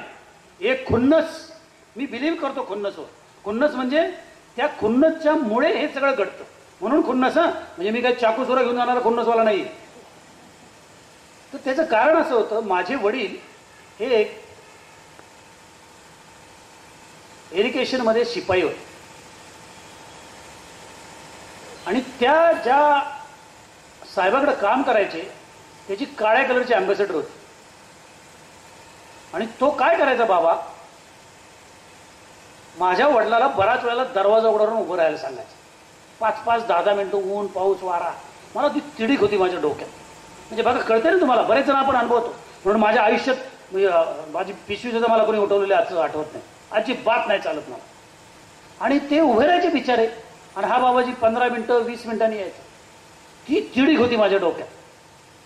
आणि शिकायचो नाही, अभ्यास करायचो नाही. बापाला जोर जोरात सांगायचो, अरे तुला एक दिवस ते तुझं काय ते हार्वर्ड आणि ते केम्ब्रिज आहे का नाही, तिथं तर मी शिकवायला जाईल, तिथं मी तुला घेऊन जाईल, पण तुला अशी गाडी देईल की तू काय विचारू नको. म्हणून ती गाडी विकत घेतली. या छोट्या गोष्टी आयुष्यात तुम्हाला ड्राईव्ह करतात. तर त्यांनी मला ड्राईव्ह केलं. 25 लाख न गेले, घाबरत नाही मी, भयंकर पैसे मिळवेन नंतर. आणि त्या गाडीत पहिलं, मला ड्रायव्हिंग येत नाही, त्यावेळेला येत नाही, आता येत नाही. बापाला सांगितलं, गाडीत मागं बसायचं आणि तुला जिथं जायचंय ना, ज्याला दाखवायची ना, त्याला ही गाडी नेऊन दाखव. तर मित्रांनो, मला हे त्यातनं महत्वाचं हे सांगायचं आहे की अशी जिगर ठेवावी लागते, रिस्क घ्यावे लागतात. थोडं कामाचं बोलूया आपण. प्रॉक्टर अँड गॅम्बल मध्ये काम तुम्ही कोणाकडून करून घेतलं, त्याच्यासाठी मुलं कशी त्यासाठी appoint मग केली? त्यात इनोव्हेशन. त्यावेळेला एक सेल्स अँड मार्केटिंगचा कोर्स पुण्यामध्ये चालू झाला होता, 11वी नंतरचा. त्या 5 कॉलेजेसमध्ये मी गेलो आणि त्यांना सांगितलं, तुमच्या मुलांना मी काम देतो, कारण कंपल्सरीली 2 महिने त्यांना फील्डवर हे कंपल्सरी केलं होतं. आणि त्यांच्या टीचरांना सांगितलं की तुम्हीच त्याचे सुपरवायझर, कारण मला त्यावेळेला 75 गाड्या आणि 375 तरुण पाहिजे होते. किती? To do this work, because आम्हाला 75 दिवसात हे काम संपवायचं होतं. आणि त्या कंपन्यांचं काम फार सिस्टमॅटिक असतं. आणि मग ह्या 375, त्याचा फोटो तुम्ही बघाल तर 375 तरुणांना मी पुण्यातल्या एका ठिकाणी बोलवलं, कंपनीच्या माणसाला बोलवलं. त्याच वेळेला ते खुश झाले, कारण 375 मुलं तरुण बसलेली आहेत पुढं, आणि जे म्हणतात की आम्हाला गावात काम करायला तयार आहे. तर त्यातल्या एका ऑफिसरने विचारलं, पण अभी इनको हिंदी तो आता नहीं है. म्हणजे हम पढ़ाएंगे और लोकल एक लड़का ले लेंगे उधर. तर ही जी आहे, आणि त्या 375 तरुणांना उभं केलं, त्यांच्या 21 शिक्षकांना उभं केलं, आणि त्या 21 शिक्षक आणि 375 तरुणांच्या माध्यमातून 10 लाख कॅमे, 10 लाख एरियल आणि 5 लाख शॅशे असा 2 कोटीचा माल गावामध्ये फुकट दिला. म्हणजे कंपनीने दिला, मी नाही. पण तुमचं ब्रँडिंग झालं, आणि ती केस स्टडी जगातल्या आणि भारतातल्या सगळ्या बिझनेस मॅगझिन मध्ये आली. एका रात्रीत Pradeep Lokhande is a different person. असं कसं घडलं? 10 लाख घरात जाणं सोपं नाही बरं का मित्रांनो. It's a very difficult task. आणि कसं होतं त्याचं डिटेलिंग कसं होतं, नमस्कार मैं पुणे से आयो, मुंबईचं नाव घेत नाही बरं का गावात, जरा घाबरतात. त्याचं कारण सांगू तुम्हाला एक. मी गावागाव जेव्हा फिरत होतो, टाटाडीचं काम करत होतो, तेव्हा बऱ्याच गावातल्या दुकानदारांनी मला सांगितलं की इथं येऊन लोक चहा विकतात, आणि तो चहा तुमच्या मुंबईत नाही येतो. तुमचे मुंबईकडचे चहा पितात, ते टेरेसवर नेऊन परत वाळवतात, परत पॅक करतात आणि आम्हाला विकतात. आता तुमच्यापैकी कोणी नाही करत मला माहिती आहे, पण हे कुठेतरी घडतंय असं, आणि घडलेलं आहे कधीतरी असं. म्हणून मैं पुणे से आया हूँ. और कारण प्रॉक्टर अँड गॅम्बल, मी एक नम्रतेने सांगतो, तिथे MBAचे कोणी विद्यार्थी असतील किंवा मॅनेजमेंटचे कोणी विद्यार्थी असतील, प्रॉक्टर अँड गॅम्बलचा जो टर्नओव्हर आहे ना, the turnover of Procter and Gamble is equivalent to Telco's turnover. एवढी मोठी कंपनी अक्रॉस द वर्ल्ड, कुठेही तुम्ही जा, सगळे personal product they are number in the world. आपल्या भारतात एवढे अजून त्या कंपन्या सक्सेसफुल झालेल्या आहेत, पण कॅमे इज सक्सेसफुल. कुठल्याही सेगमेंटचं जर तुम्ही प्रोडक्ट घेतलं तर त्यांचं नंबर 1 प्रोडक्ट आहे. नमस्कार, मी पुण्याहून आलोय. नमस्कार, मी पुण्यावरून आलोय. हे तुमच्यासाठी आणलेलं आहे. ह्याचा वापर तुम्ही करावा आणि आम्हाला कळवावं की ह्या प्रोडक्ट विषयी तुम्हाला काय वाटलं. एरेल विषयी अतिशय उत्कृष्ट माहिती आली, कारण त्यावेळेला पहिल्यांदा त्या पावडर बरोबर वास येणारे ग्रॅन्युअल त्यात त्यांनी टाकले होते, first time in the history. त्यामुळे ते सक्सेसफुल झालं. आणि कॅमेची उत्तरं आम्हाला आली, पण 42,000 पत्र आली. आणि त्या 42,000 पत्रामध्ये असं लिहिलं होतं की कॅमे हा उत्कृष्ट साबण आहे, परंतु तो गळतो. पाघळतो पाघळतो म्हणजे पाघळतो. त्याचं कारण आहे आपल्या देशामध्ये, म्हणजे तुम्हाला मला सगळ्यांना काही वाईट वाटून घेऊ नका, पण आपल्या देशामध्ये बघा डिटर्जंटची जाहिरात असती ना, त्यात कपडा किती साफ होतो हे दाखवत नाही, झाग आला पाहिजे, त्याची जाहिरात मोठी असते. दाताच्या जाहिराती बघा तुम्ही, दात आणि स्वच्छ कसे. मग तुम्ही मला सांगा, तुमच्यापैकी कोणी सांगाल का सायंटिफिकली दात किती मिनिटं घासायची?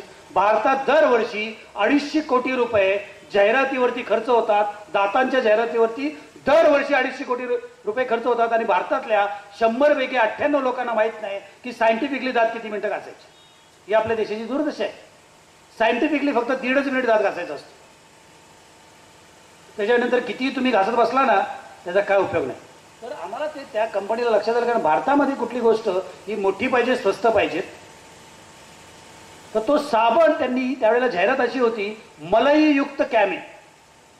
ते मलई बिली तुझ्याकडे ठेव भाऊ, मला मोठा साबण दे आणि संपला नाही पाहिजेत लवकर, असं लोकांनी. आणि they have change the product, they have change the product. म्हणजे गावकऱ्यांचे आलेल्या प्रतिक्रिया तुम्ही कंपनीपर्यंत पोहोचवल्यात आणि कंपनीने त्यावर अप्रोप्रिएट ऍक्शन घेतली. आजपर्यंत अशी म्हणजे राईट फ्रॉम टाटा टी ते ॲज ऑन टुडे असे साधारण किती कंपन्यांच्या, छोट्या कंपन्या आपण विसरूया आता, नॅशनल, मल्टीनॅशनल, इंटरनॅशनल, अशा साधारण किती कंपन्यांच्या आपण संपर्कात आलात आणि कामं केलेली आहेत? अप्रॉक्सिमेट आकडा, अप्रॉक्सिमेट. त्याला वेगळ्या आधी करीन मी, कंपन्यांची नावं घेत बसणार नाही, पण मला नम्रतेने सांगायला सगळ्यांना आवडेल की तुमच्या डोक्यात येणारं किंवा भारतात असणारं, you name any big brand of this country, any big brand of this country, either we are worked with them or we are working with them. कुठलंही मोठं ब्रँडचं नाव, मग ते मी टाटा टी घ्या, डेस्मी मर्लिन्स घ्या, तुम्ही पॅराशूट घ्या का तुम्ही टेल्को घ्या का तुम्ही लाईफ बॉय घ्या का तुम्ही कोलगेट घ्या. म्हणजे आता कोलगेटचं एक काम केलं तुम्हाला सांगतो, मागच्या 1.5-2 वर्षात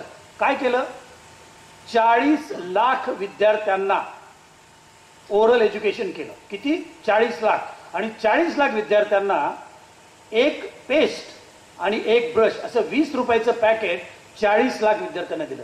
8 कोटी रुपयाचे फ्री सॅम्पल छोट्या छोट्या गावात वाटले. हे सगळं शक्य असतात, सगळं शक्य केलं. हे कुठल्याही ब्रँडचं नाव घ्या, मी त्याच्यावरती तुम्हाला एक स्टोरी सांगू शकेन, कारण त्यांच्यावर आम्ही काम. पण आम्ही 3 आमच्या आयुष्याचे प्रिन्सिपल आहेत आणि ऑर्गनायझेशनचे. 1, आम्ही कुठलंही प्रोडक्ट विकलं नाही, आम्ही कुठलंही प्रोडक्ट विकणार नाही.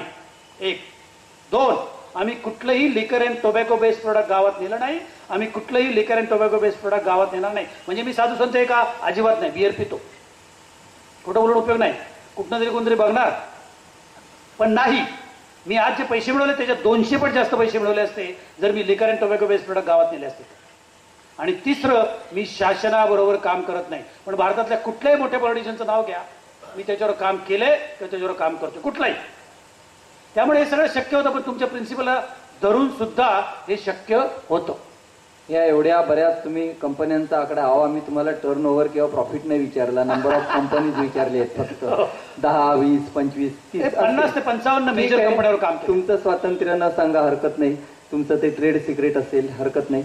मला सांगा, याच्यातली सगळ्यात अविस्मरणीय कंपनी तुम्हाला कोणती वाटली? Hindustan lever, Telco, Procter and gamble.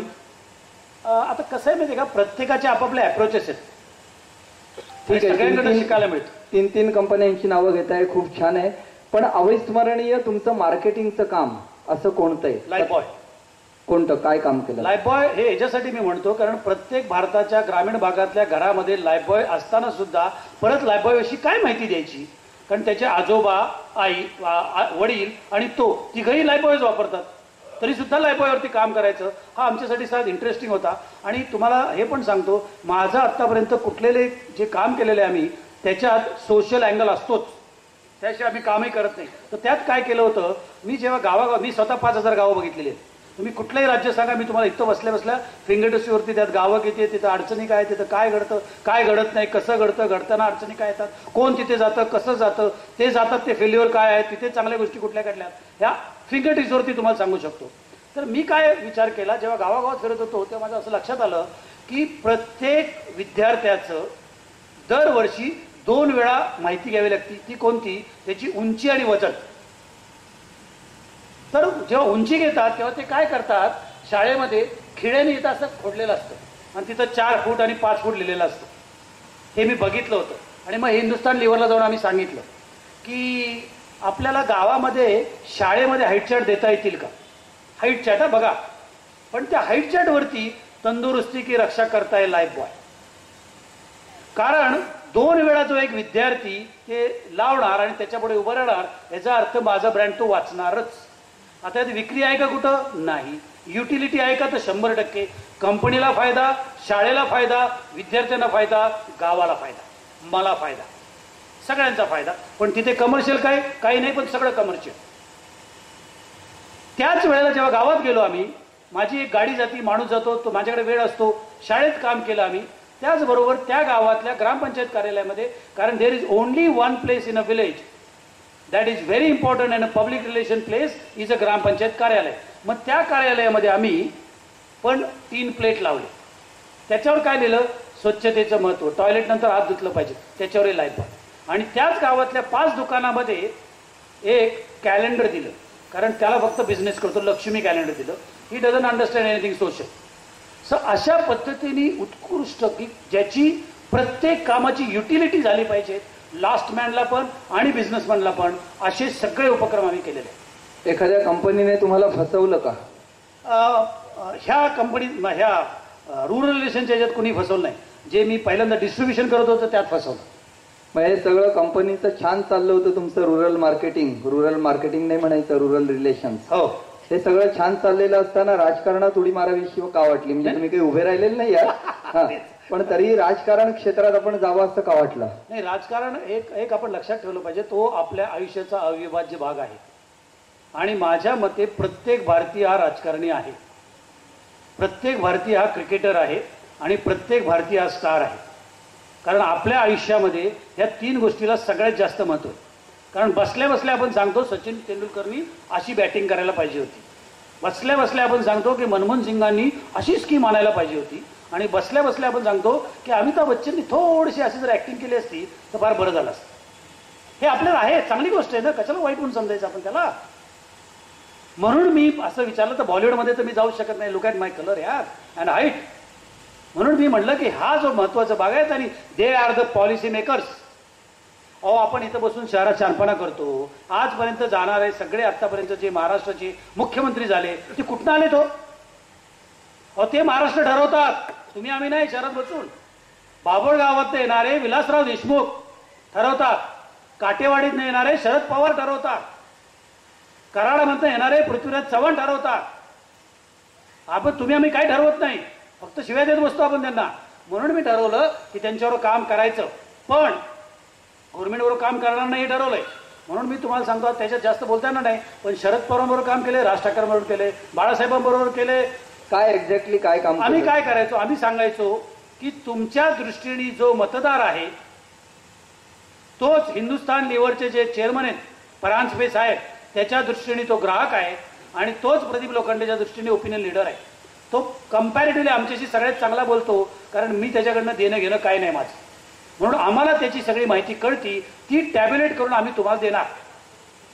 ह्याच्यापेक्षा आमच्याकडनं तुम्ही जास्त अपेक्षा करू नका. आणि त्याच्यामुळे मी 96 ते आतापर्यंत प्रेडिक्ट केलेले सगळे रिझल्ट 95% बरोबर आले. 95% बरोबर आले. काय काय माहिती द्यायचं राजकारण्यानं आपण पुढारी लोकांना? कुठल्या इश्यूला जास्त महत्व दिलं पाहिजे, कुठल्या इश्यूला महत्व दिलं नाही पाहिजे, कुठल्या विषयावर बोललं पाहिजे, कुठल्या विषयावर बोललं नाही पाहिजे, समोरच्याच्या अडचणीच्या बाजू काय, समोरच्याच्या ॲडव्हान्टेजेस काय आहेत, ह्या अशा पद्धतीची माहिती दिली. कोण कोण साधारण पुढारी आपल्या संपर्कात आले? हे आता नावं सांगितले ते सगळे. कलमाडींचं नाव का टाळलं? नाही, टाळायचं काय नाही, माझ्या पुस्तकात ऑफिशियली लिहिले मी की ज्यांच्या नाव घेतलं. आत्ता नाव नाही घेतलं, सॉरी. कारण कलमाडींचं तुमचं पहिलं काम आहे, तेव्हा कलमाडी हे कलमाडींचं नाव विसरलं साहेब तुम्हाला. कलमाडींचं जरा मला अगदी बरोबर आहे. नाही, माफी मागतो, पण मी सांगतो तुम्हाला, कलमाडींनी मला शरद पवारांना इंट्रोड्यूस किया कि एक बच्चा है पुणे में, उसने मुझे बता दिया कि हमारे कारपोरेशन में कौन जीत के आएगा और वही लोग जीत के आ गए, जरा इनसे हमको बात करना पडेगा, असा माझ्या समोर फोन केला शरद पवारांना. आणि मग शरद पवारांच्या कॉन्टॅक्टमध्ये आलो. मग सगळ्या इतके माझे मजेशीर त्यांचे किस्से आहेत की तुम्ही आश्चर्य, त्याच्यावरती एक 5-6 तास बोलतायत. नाही, बोर करणार नाही, काळजी करू नका. मजेशीर किस्सा सगळ्यात आवडलेला तुमचा कोणता? मी एकदा प्रमोद महाजनांना भेटायला गेलो एका 5 स्टार हॉटेलमध्ये. मला काय आवडलं ते सांगतो. त्या व्यक्तीबरोबर मी 22 मिनटं होतो आणि त्यात त्यांना 2 फोन आले होते. त्या 2 फोनवरती, एका फोनवरती ते हिंदीत बोलत होते तेव्हा 100% हिंदीत बोलत होते, एकही मराठी शब्द आणि इंग्लिश शब्द नाही. एक फोन आला होता तेव्हा इंग्लिशमध्ये बोलत होते, तेव्हा एकही हिंदी आणि मराठी शब्द नाही. आणि माझ्याशी बोलताना एकही मराठीत बोलत होते, एकही हिंदी आणि इंग्लिश शब्द नाही. आंबेगाववर आंबेजोगाईतनं आलेला एक तरुण, आंबेजोगाईतनं आलेला तरुण मानलं पाहिजे. हे पक्ष सोडा बरं का, पक्ष सोडा, हे मानलंच पाहिजे. अहो कसं शक्य? तर विचारलं मी त्यांना, म्हणले कसं काय जमतं एवढं, तुम्ही कसं फॅन्टॅस्टिक बोलता, तुमचे ते हातवारे, तुमचं ते काय सांगितलं असेल त्या व्यक्तीने मला. प्रदीप, मी रोज जवळजवळ 1 तासभर आरशापुढं सकाळी उभा राहतो आणि मीच माझ्याशी बोलतो. तर कुठं चुकतंय, कुठल्या शब्दाला जोर दिला पाहिजे, कसा हात केला पाहिजे, कसं उभं राहिलं पाहिजे. हे बघा, राजकारण्यांना शिवाय देणं सोपं आहे बरं का, पण त्यांच्याकडे हे जे गुण आहेत का नाही ते पण आपण कधी कधी सगळ्यांनी घेतले पाहिजे ना. एक फक्त ते भिकार, ते चोर आणि त्याच्या मागे आपण दडतोय हे लक्षात घ्या. मला सांगा हो, म्हणजे मला शिव्या द्या जाताना तुम्ही पाहिजे तर मला सांगा, आपण हे सगळ्यांना शिव्या देतो, कुठल्याही कुणालाही अडचण आल्यानंतर पहिली गोष्ट आपण काय करतो, राजकारणाला फोन करतो, साहेब बघा जरा ते आमच्या एवढं होते, तुम्हाला मागच्या वेळेला मतदान करतो आणि माझं ते पोराला जरा पकडले तेवढं सोडून द्या. तेव्हा नाही आपल्याला काय वाटत. हे खरंय, हे बरेच जण आवडत नाही पण हे खरंय. तुम्ही मत कोणाला दिलं तर आम्ही विचारणार नाही, पण आता राजकारणाचा तुमचा एवढा व्यासंग आहे, अभ्यास आहे, आता येणारं सरकार कोणत्या पक्षाचं 100% जे येणार आहे ते आता म्हणतायत ना, जो शब्द झालेला आहे थंडा मतलब कोका कोला, त्याचंच गव्हर्नमेंट येणार. मी काय बोलतो ते कळतंय तुम्हाला, मी नाव घेणार नाही तसं, पण थंड ह्या भारतामध्ये काश्मीर टू कन्याकुमारी, द्वारका टू कोलकाता एकच शब्द जो वापरला जायचा एका अशा कॉम्प्लेक्स ह्याच्यात इज थंडा मतलब कोका कोला, तसाच एक आता शब्द फेमस झालेला आहे, Kashmir to Kanyakumari to Kolkata to Dwarka, तो शब्द.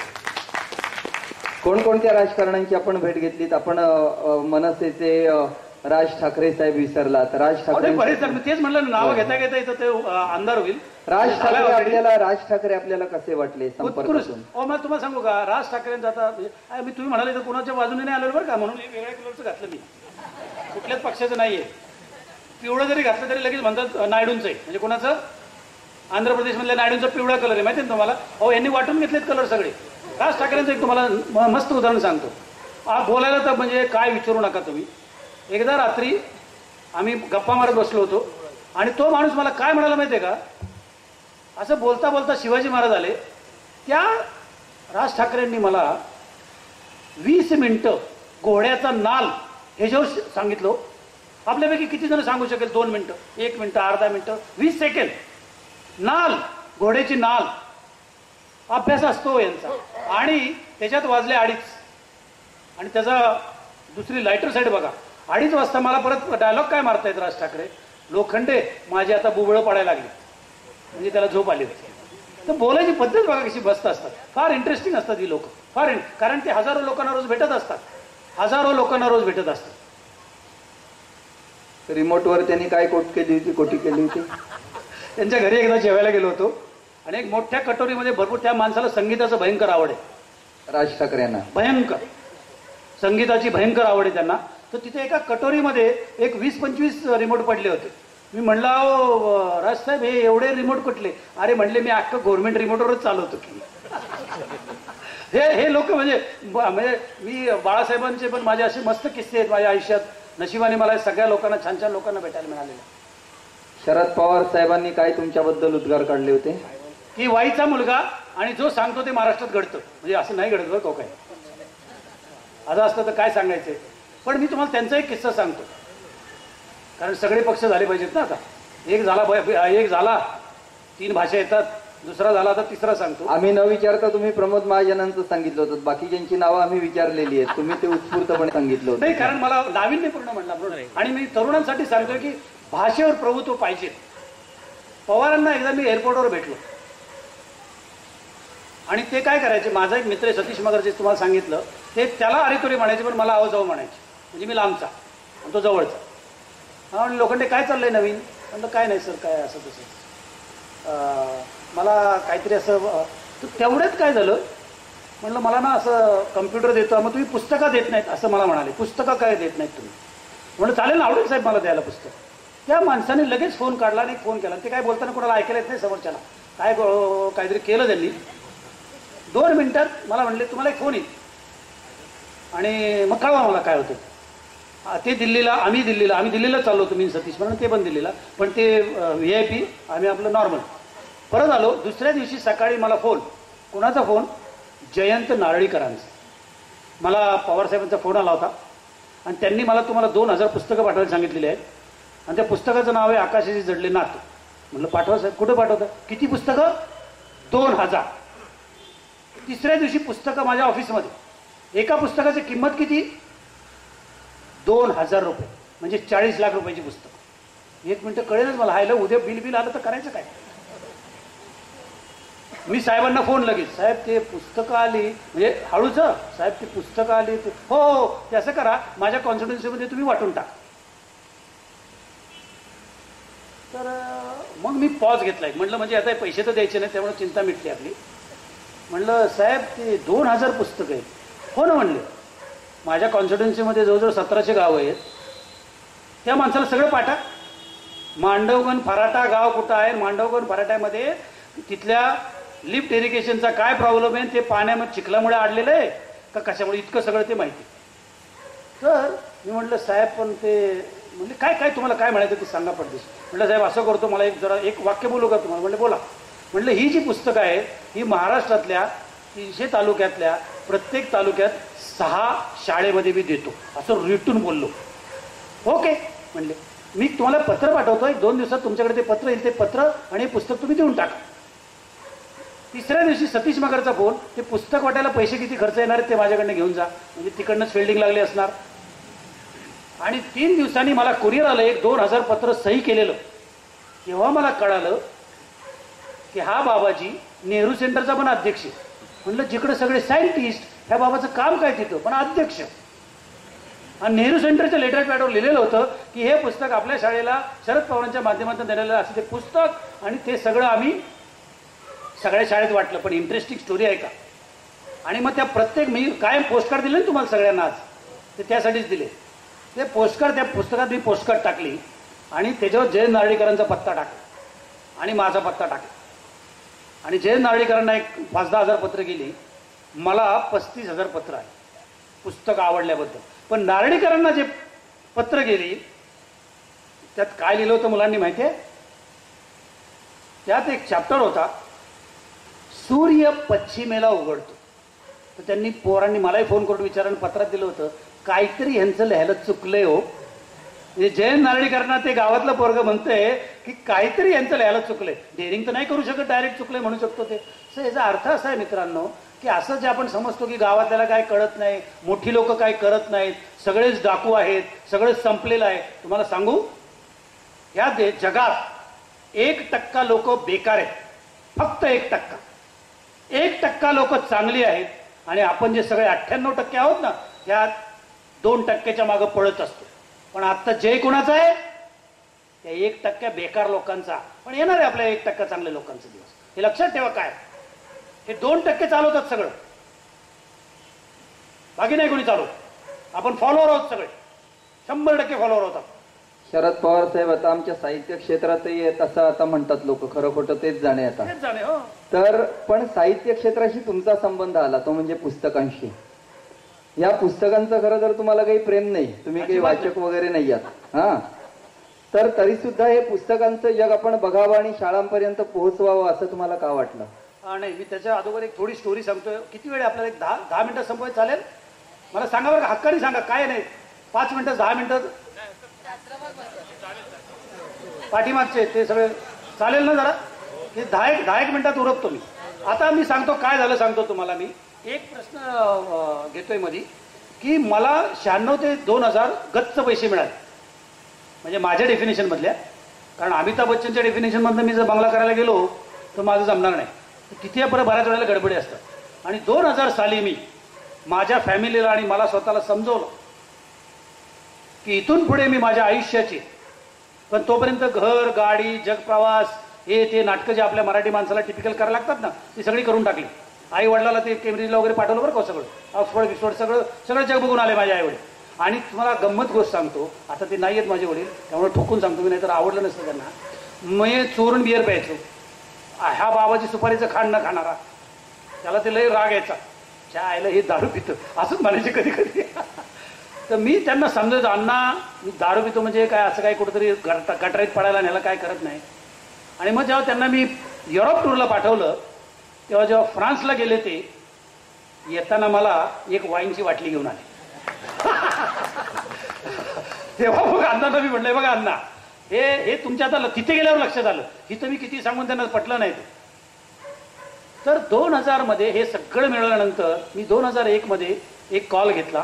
Again I am telling you की माय फॅमिली, माय ॲब्सोल्यूट वेल विशर आणि मी स्वतः, की इथून पुढे मी माझ्या आयुष्याचं 40% टाईम हा व्यवसायासाठी देणार, फक्त 40% टाईम हा सोशल कामासाठी देणार आणि 20% टाईम हा टीचिंगसाठी देणार. हे प्रिन्सिपल 2001ला केलं. आणि 2001 मध्ये गावात फिरत असताना माझं असं लक्षात आलं की माझ्या मुलीला तिच्या टेबलावरती संगणक मिळतो, पण तिच्या काउंटर पार्टला 200 विद्यार्थी असताना, कम्प्युटर इतिहास भूगोलासारखा सब्जेक्ट 100 मार्काचा असताना तिला फळ्यावरती कम्प्युटर शिकवतात. Shame on all of us. शिवाय देणं सोपं आहे हो. मला सांगा, एकदा कोणतरी, मी आज आल्यालाच एका ताईशी भरपूर वेळ कम्प्युटरवर चर्चा केली. कुठे ग ती गेली काय, आहे ना, घरी गेली का आता? हा, तिने गाणं पण म्हणला, म्हणजे ते स्वागत गीत पण म्हणलं. तर ती कम्प्युटर इंजिनियर आहे वाटतं. तर तिला तेच सांगत होतो मी की मला सांगा, आता हे बाबा बसले तिथे टोपीवाले, त्यांना मी विचारतो, तुम्ही जेव्हा तुमच्या बायकोला बघायला गेला होता, तुम्हाला तेव्हा तुम्ही पहिला प्रश्न विचारला असणार आहे, तुला टायपिंग येतं का? आता आम्ही सगळे काय नाही विचारत ना. आता काय विचारतात आता? तुला कम्प्युटर विचारतात का नाही, सांगा बरं मला तुम्ही.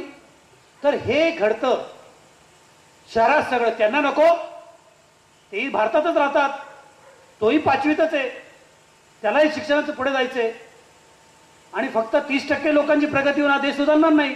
70% लोक गावात राहतात, त्यांनाही बरोबर घ्यावं लागेल, नाही तर आपला सुमोलायला वेळ लागणार नाहीये. कारण तो येऊन म्हणे लोखंडे चांगला शर्ट घातलाय, घेऊन जातो, काय करायचं ते करा. ही वेळ नाही आली पाहिजे. तर नाही वेळ आली पाहिजे तर फक्त शासनावर अवलंबून राहता येणार नाहीये. Public participation is the only answer. आणि मग त्या उपक्रमाला नाव दिलं परत येऊन की त्यांना आपल्याला काय करता येईल का गावातल्या तरुणांना. अनिवासी गाववासी चळवळ, नॉन रेसिडेंट विलेजर मोमेंट असं त्याला नाव दिलं. Practically every Indian is NRV, either from father side किंवा मदर साइड. तुमचाही कुठेतरी रूट आहे, आजीकडनं आजोबाकडनं कुठनं तरी एक रूट आहे.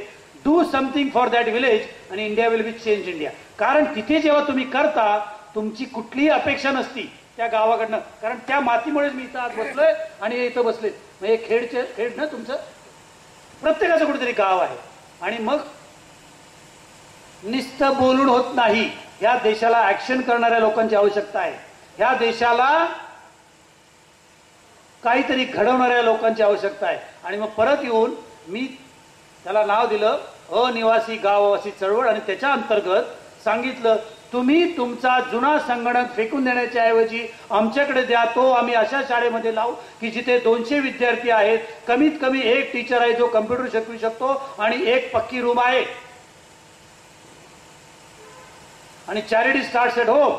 मी वाई तालुक्यातल्या मांढरदेव नावा गावाच्या, की जिथे मांढरदेव सगळ्यांना माहिती असेल, इथं बसले ना बरेच जणांना, जिथे दरवर्षी 1 कोटी रुपयाची बकरी कापतात. त्या गावात गेल्यावरती जेवता येते इतक्या मासे आहेत, त्याला पाणी नाही, पण कम्प्युटर नाही शाळेत. त्या गावात पहिल्यांदा मी संगणक दिला आणि तिथल्या आजूबाजूच्या 4 शाळेत संगणक दिले. आणि मग भारतभरात कळवलं की असं करता येईल का. आणि बघा तुम्ही, माझ्यासारख्या एका छोट्या सोशल एंटरप्राइजच्या माध्यमातून, आता ती स्टोरी अगदी थोडक्यात करतो. 2001 ते 2009 एंड पर्यंत माझ्यासारख्या अगदी छोट्या एका पुण्यातल्या कोपऱ्यातल्या सोशल एंटरप्राइजच्या माध्यमातून 20,000 शाळेत 28,000 संगणक लागले. सगळं शक्य या जगात. आणि सक्सेस स्टोरी 28,000 संगणक नाही, त्यातल्या 70% शाळांनी नवीन संगणक विकत घेतले. कारण जेव्हा त्या टूलला हात लावला मुलांनी, तेव्हा त्याचं इम्पॉर्टन्स कळालं. 5-5, 10,000 रुपये गोळा करून पण मुलांनी संगणक विकत घेतले. तिथल्या आमदाराच्या मागे गेले, खासदाराच्या मागे गेले, इंडस्ट्रीच्या मागे गेले आणि त्यांनी कम्प्युटर विकत घेतले. पण 2009च्या एंडला जेव्हा मी गावासारखं जातो तेव्हा तिथलं शेंबडं पोरगं पण म्हणायला लागलं, where is the colour monitor and where is the Mouse. म्हणजे जुना संगणक नको. तेव्हा दान करतात त्यात पण दानच पाहिजेत, नाही तर काय उपयोग नाही. पण ह्यात इंटरेस्टिंग गोष्टी सांगतो. हे जे सगळे संगणक मिळाले हे माझ्यामुळे नाही बरं का, हे लोकांना वाटलं आणि ह्यातले 95% संगणक हे सामान्य माणसांनी दिले. सामान्य माणसांनी फक्त 5 ते 7% कम्प्युटर हे कॉर्पोरेटने दिले.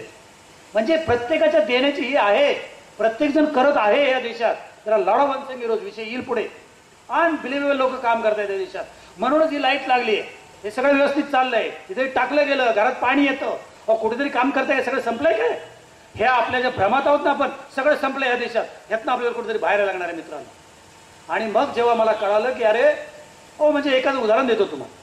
एका मित्राने मुंबईवरून मला फोन केला, म्हणजे मित्र म्हणजे कम्प्युटरवर मित्र, भेटलेलोच नव्हतं, की मी 2 कम्प्युटर मी आणि बायको घेऊन येतोय, आम्हाला 2 कम्प्युटर तुम्हाला द्यायचे. आले पुण्यात, माझा ॲड्रेस विचारत माझ्या ऑफिसपर्यंत आले आणि म्हटलं हीच का बिल्डिंग? म्हणलो सिल्वर हाईट्सची बिल्डिंग. आलाय का खाली तुम्ही? हो आलाय. म्हटलं यावरती माझं, मी का कोणाला खाली पाठवू का? नाही म्हणले काय पाठवू नका, आम्ही घेऊन येतो वरती कम्प्युटर. आणि 5 मिनिटं गेली, 10 मिनिटं गेली, जायला काय नाही म्हणलं, गंडवलं काही नाही मला. आणि 10 मिनिटांनी मी फोन केला त्यांना. हो म्हणलं तुम्ही, आम्ही वाट बघतोय का, कोणाला खाली पाठवू, काय अडचण आहे का? तर नाही म्हणले कम्प्युटर खाली ठेवलेले आहेत आणि मी गेलोय, मी आता लांब गेलोय. म्हणलं असं का केलं? बघा किती लोकांचे विचार उच्च असतात. ते मला त्या माणसांचे उत्तर दिलं ना, ते माझ्याकडे कोरले गेलेले. ते मला म्हणाले, अहो लोखंडे, एक तर मी जुना संगणक देतो, परत वरती येणार, तुमची 10 मिनिटं घेणार, तुमचा फुकटचा चहा पिणार, तुमचा वेळ घेणार, नकोय मला. मला जे काम करायचं होतं ते मी केलं. तुम्ही फार मोठं काम करताय, तुम्ही ते करा. हे असं छान लोक आहेत जगात, छान लोक आहेत. खरं सांग, त्यांच्यासाठी टाळ्या वाजवा, जरा जोरात वाजवा, माझ्यासाठी नको. हे आपण म्हणजे आपल्यासाठीच वाजवतोय आपण ही टाळ्या. ज्या मुलांसाठी तुम्ही एवढे संगणक पुरवण्याचा खटाटोप केलात, त्या मुलांचा रिस्पॉन्स कसा होता? त्यांना कृतकृत्य म्हणजे त्या मुलांचा रिस्पॉन्स उत्तम होता म्हणून ही स्कीम यशस्वी झाली, अशी कृतकृत्यता तुम्हाला वाटली का? त्याचा काही एखादा अनुभव आहे का? विद्यार्थ्यांना बरं वाटलं? माझे ह्या प्रोजेक्टवरती भारतातल्या, जगातल्या, म्हणजे मला एकदा अमेरिकेतनं एका ताईंचा फोन आला, त्यांचं नाव उषा थोरात, आणि त्या म्हणल्या, अरे प्रदीप तुझं फार छान आर्टिकल आलंय वॉशिंग्टन टाइम्समध्ये, I am so proud of you वगैरे. मला माहीत नाही कोण उषा थोरात. तर म्हटलं हो हो हो वगैरे वगैरे केलं मी. मला काही कळालंच नाही त्या कोण आहे. आणि नंतर मी माहिती काढली तर मला कळालं की त्या डेप्युटी गव्हर्नर रिझर्व्ह बँकेच्या होत्या. Deputy governor reserve bank of India. तर ते तर म्हणजे मला इतकं मिळालं की त्याला प्रमाण नाही. जगभरातले छान छान लोक. मी पण हा तुमच्या प्रश्नाचं उत्तर, मी जेव्हा गावात विद्यार्थ्यांचा रिस्पॉन्स कसा होता कम्प्युटर मिळाल्यानंतर? उत्कृष्ट. म्हणजे त्यांचे अनुभव काय होते? मी एका मायक्रोसॉफ्टच्या माणसाला घेऊन गेलो एकदा. माझ्याकडे सगळे लोक येतात आता. मायक्रोसॉफ्टच्या माणसाला घेऊन गेलो, एका छोट्या गावामध्ये घेऊन गेलो. गावाचं नाव भिवरी. आणि त्या माणसाचं नाव काय होतं? नाही आठवत नाही. पण अमराठी होता का? मराठी? 100% मराठी होता. दिल्लीवरून आला होता, विमानाने आला होता, विमानाने गेला. फक्त 1 तासासाठी पुण्यात आला होता. Top man. आणि आमच्या गावापासून 45 मिनिटाचं ते अंतर होतं. तो म्हणला मी जायचं सोडून फक्त 1 तास देऊ शकणार. मी त्या गावात घेऊन गेल्यानंतर ते नेहमीप्रमाणे मग तिथं हार ढोळ गोंधळ, ते आपल्याकडे ती लई गडबड आहे. मी नेहमी सांगायचो, मी जुना संगणक घेऊन जायचो ना, तेव्हा सांगायचो की अरे तुम्ही जो आज खर्च केलाय ना, त्यात एक नवीन संगणक आला असता. कारण गाव जेवण, हारतुरे, सगळं म्हणून ते मी नेहमीच नाईक साहेबांना फोन करून सांगितलं, हारतुरे अजिबात घेणार नाही मी. तर त्या गावात गेल्यानंतर त्यांनी भरपूर काय काय असं मोठमोठ्या मायक्रोसॉफ्ट हे दिस दॅट गप्पा मारल्या. त्यात एक पोरगी उठली, म्हणली आप मुझे बताइए जो पहला कंप्यूटर बना था उसकी साइज क्या थी? आता बघा त्याला तो 1 मिनिटासाठी त्याला कळालंच नाही आलं काय हा प्रश्न आता. तर तो म्हणला क्यों पूछ रहे आप बेटी ऐसे? बोला नहीं मुझे मालूम करना है. तो म्हणाला की ये जो रूम में बैठे हैं उतना बड़ा कंप्यूटर था. आता तिला उत्तर मिळालं की तिचा हुरूप वाढला. दुसरा प्रश्न तिचा ऐकायचा काय होता त्याला, आपको पता है क्या किसने परम कंप्यूटर बनाया? त्याला म्हणलं कुठं नाव माहिती नाही, माहिती असणार पण त्यावेळेला एकदम तिच्या लक्षात नाही आलं ते नाव. तर तीच पोरगी त्याला सांगते, म्हणजे मायक्रोसॉफ्टच्या एका टॉप मॅनला, कि हमारे ही पुणे के जो डॉक्टर विजय भटकर है उन्होंने परम कंप्यूटर बनाया है. तर आपल्या तुम्ही असं जे एक मला त्याचा राग आहे भयंकर, की इथे शहरात बसणाऱ्या प्रत्येक माणसाचं परसेप्शन म्हणजे बघण्याचा दृष्टिकोन गावकऱ्यांविषयी इतका विचित्र आणि घाणेरडा आहे, तो पहिला बदलायला लागणार. म्हणजे मला परदेशात कोणी विचारत नाही बरं का की तुमच्या गावातली मुलं मुली शिकतात का, पण या शहरातले शाणे आहेत ना, जे आत्ताच त्याला वाटतं लंडनमधनं पडलाय, असे खांदे ओढत वगैरे माझ्याशी इंग्लिशमध्ये पहिले कानाखाली वाजवायची वाटते. अरे ह्या देशात राहतो शाण्या, इथलं शेण खातोस, लाज नाही वाटत असं विचारायला? ही या देशाची दुर्दशा आहे, मी तुम्हाला सांगतो. कारण ते अर्ध्या अकोंडांनी पिळा झालेला तो शाणा. त्याची लायकी काय की दुसऱ्याला कमी लेखायचं, हीच त्याची लायकी, आणि त्या तो स्वतःचा शानपणा समजायचा. तर त्या मुलांच्यात म्हणजे मी सांगतो तुम्हाला, मी नेहमी म्हणतो, मी जेव्हा गावात जाऊन कम्प्युटर द्यायचो, माझ्यासाठी अच्युत क्षण सांगतो तुम्हाला, ते मला देव समजायचे हो, की हा कोण आहे माणूस, न विचारता माझ्या गावात येऊन माझ्या ह्याच्यात कम्प्युटर लावतोय. एक सीएनएननी स्टोरी केली होती, CNN IBN नाही, ओरिजिनल सीएनएननी. आम्ही जेव्हा गावात गेलो, एका मुलीला त्यांनी सांगितलं की ये बाई पुढं. ते लोक फार सिस्टमॅटिक करतात, आणि तो कम्प्युटर टेबलावर ठेवला, चालू केला आम्ही कम्प्युटर. ते म्हणले तुम्ही मध्ये यायचं नाही. त्या मुलीला पुढे बोलवलं, त्या मुलीने सांगितलं टाईप कर तुझं नाव. झाली का आता बोंबा बोंब. 9वीतली मुलगी आहे तरी, तिचं नाव होतं राजश्री. तिने ते शोधत शोधत तिची 7-8 मिनिटं गेली, अख्खी घामाघूम झाली. कारण तिच्यासाठी पहिल्यांदा होतं ना ते गॅजेट. घाबरली ती सगळी संपूर्ण. त्यांनी ते सगळं शूट केलं. जसा मला घाम आला त्याच्यापेक्षा जास्त तिला घाम आला. तर त्यांनी दाखवली ती स्टोरी. मला इतके कम्प्युटर मिळाले की काय विचारू नका. पुढच्या वर्षी त्याच महिन्यात मला परत फोन आला CNN मधनं की आम्हाला यायचे आणि शूट करायचे त्याच गावात, की त्याचा उपयोग काय झाला त्या कम्प्युटरचा. ह्याला म्हणतात फॉलोअप अँड फीडबॅक, जे आपल्या देशात अजिबात नाहीये. आणि मग ते CNNची टीम परत आम्ही तिथे, ते म्हणले ज्या मुलीने टाईप केलं होतं त्याच मुलीला पुढं, ते बोलवायच्या अगोदर ताई पुढं, जशी काही एजंट तिची रोजची मैत्रीण, तिची मुलगी आली होती ना त्याच्यावर पूर्वी शूटिंगला. कारण तुम्ही लक्षात ठेवता ना त्यांना, ते तुम्हाला लक्षात ठेवत नाही. आणि त्या मुलीने मग तिला दीदी दीदी दीदी करून चालू मही बात करून घे. तर ते म्हणली क्या, तर ती लगेच तिने पहिला डायलॉग काय मारलं असेल माहितीये का, तिला वाटलं मला काहीतरी फार जोरात येते असं. तिने पहिला डायलॉग, मुझे अभी पेंट ब्रश भी आता है.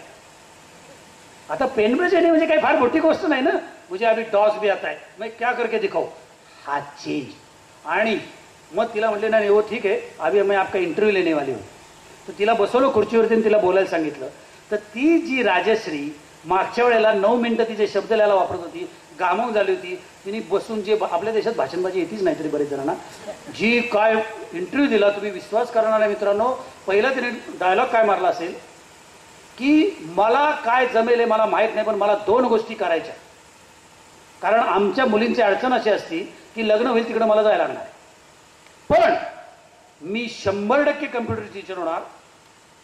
आणि कम्प्युटर टीचर झाल्यानंतर माझ्या आईवडिलांच्या गावात जेवढ्यांना शिकवताना तेवढ्यांना शिकवणारच, पण मी जे लग्न होऊन ज्या गावात जाणार त्या गावात पण शिकवणार. आणि ती टॅगलाईन अख्ख्या भारतात अशी वाईल्ड फायर गेली मित्रांनो. म्हणून 28,000 मिळाले बरं का. हे माझं कर्तृत्व नाहीये, मी तर आयजीचं जीवावर बायची उदार आहे. म्हणजे आयते बिळावर नागोबा म्हटलं तरी चालेल मला तुम्ही. कारण ते कोणीतरी कम्प्युटर देत होते, मी फक्त दोघातलं जोडत होतो. मला कोणीतरी फोन यायचा आहे. हे प्रॉक्टर अँड गॅम्बलच्या चेअरमनचा एक दिवस फोन आला, I want to donate 17 computers. त्यावेळेला ते सिटी बँकेचे चेअरमन झाले होते तोपर्यंत. म्हणलं पाठवा. मी म्हटलं I will give you the names of UP villages. तोपर्यंत काय त्यांनी ऐकलं नाही का काय, फोन ठेवून दिला. एक दिवस त्याच्या PAचा phone, we want to send you the 17 computers and we have already send it, you will get in 3 days time, we have send it by Blue Dart. अहो त्याचं पॅकिंग जर तुम्ही बघितलं तर आम्हाला 2 दिवस नुसतं पॅकिंग उघडायला गेले. आणि त्याचा जो खर्च आला त्यात म्हटलं 20 नवीन कम्प्युटर आले असते. पण मग तिला ताईला मी फोन केला, अहो म्हटलं तुम्ही कशाला कोरिअरने पाठवलं. तर ती म्हणली boss, if boss says you cannot challenge that. तर हे सगळ्या टाईपचे मी अनुभवलेत लोक, आणि छान सगळं घडतंय. त्यामुळे तो संगणक हा विषय मी ज्ञान की वाचनालय सुरू करावं असं का वाटतं? शेवटचं very close to my heart सांगतो आणि थांबवतो. ज्ञान की वाचनालय हे त्यांनी त्या अनिवासी भारतवासी चळवळीतलं एक त्याचं अंग आहे. वेगवेगळ्या शाळांना, ग्रामीण भागातल्या शाळांना पुस्तकं पाठवायची ठराविक किमतीची, आणि ती ठराविक प्रकारची पुस्तकं पाठवणं, लहान मुलांवर संस्कार करणारी, साधारण 9वी पर्यंतच्या मुलांवरती, अगदी बालवयातली मुलं नाहीत. 10वी म्हणजे 5वी ते 10वी या रेंजमध्ये. या प्रत्येक उपक्रमाला नाव दिले तसं नॉन रेसिडेंट विलेज, अनिवासी गावाची चळवळ, village developer, rural champion, rural talent आणि सगळे ट्रेडमार्क केलेत मी. ते ह्याला ज्ञानकी नाव दिलं मी. ज्ञानकी नाव द्यायचं कारण असं, ज्ञान म्हणजे नॉलेज आणि की म्हणजे चावी. आणि मित्रांनो, मी माध्यमिक शाळेतल्या विद्यार्थ्यालाच बदलू शकेल असं माझं मत झालेलं आहे. मी बाकी कोणालाही बदलू शकत नाही, हे माझं मत 12 वर्षापूर्वी झालेलं आहे. त्याचं कारण असं, मी एका एल्डरली माणसाला बदलू शकत नाही, मी तरुणालाही बदलू शकत नाही. तरुणासाठी 2च गोष्टी करू शकतो, आयदर त्याला पैसे देऊ शकतो किंवा त्याला काम देऊ शकतो. म्हणून जर आपला भारत बदलायचा आहे तर फक्त माध्यमिक शाळेतल्या विद्यार्थ्यांना बदललं पाहिजेत असं आम्ही मताचं झालं आहे. जे मी APJ अब्दुल कलामांना पण 2020 याच्या अंतर्गत सांगितलं आणि सगळ्या राजकारण्यांना, सगळ्या इंटलेक्च्युअलला पण सांगत असतो. म्हणून तो संगणकाचा उपक्रम पण माध्यमिक शाळेतच राबवला. आणि तो जसं तुम्हाला सांगितलं, शेवडं पोरगं पण म्हणायला लागलं, त्या दिवशी आम्ही जुने संगणक देण्याचं बंद केलं. आता फक्त नवीनच संगणक घेतो किंवा फक्त हाय-एंड घेतो. आता मला वर्षाला 200-300च मिळतात. पण ह्या माध्यमिक शाळेतल्या मुलांना का, तर तो 11 वर्षाचा असतो, त्याला शिकायचं असतं, त्याची त्या फॅमिली त्याला बॅक करते. मी ऑल इंडिया बोलतोय आता, हे फक्त पुणे मुंबईसाठी ॲप्लिकेबल नाही. आणि त्याची ग्रास्पिंग पॉवर ॲट पीक असते 11 ते 16. त्याच वेळेला त्याच्या बुद्धीमध्ये आपण काय एक चांगली गोष्ट टाकू शकतो का, एक कम्प्युटरचं टाकलं नाही मी आता दुसरं वाद. ह्याचे ऑब्जेक्टिव्ह 2 आहेत. थोडीशी वाचनाची आवड निर्माण व्हावी, थोडीशी. आणि दुसरं ऑब्जेक्टिव्ह हे आहे की जो कोणी वाचतो त्याच्या मानसिकतेत 100% फरक पडतो. म्हणून आम्ही महाराष्ट्रात, मी आणि माझी बायको फिरलो आणि मला आनंदाने तुम्हाला सगळ्यांना सांगायला आवडेल, काय सगळे मेलेल नाही बरं का मराठी बिराठी, अजिबात नाही.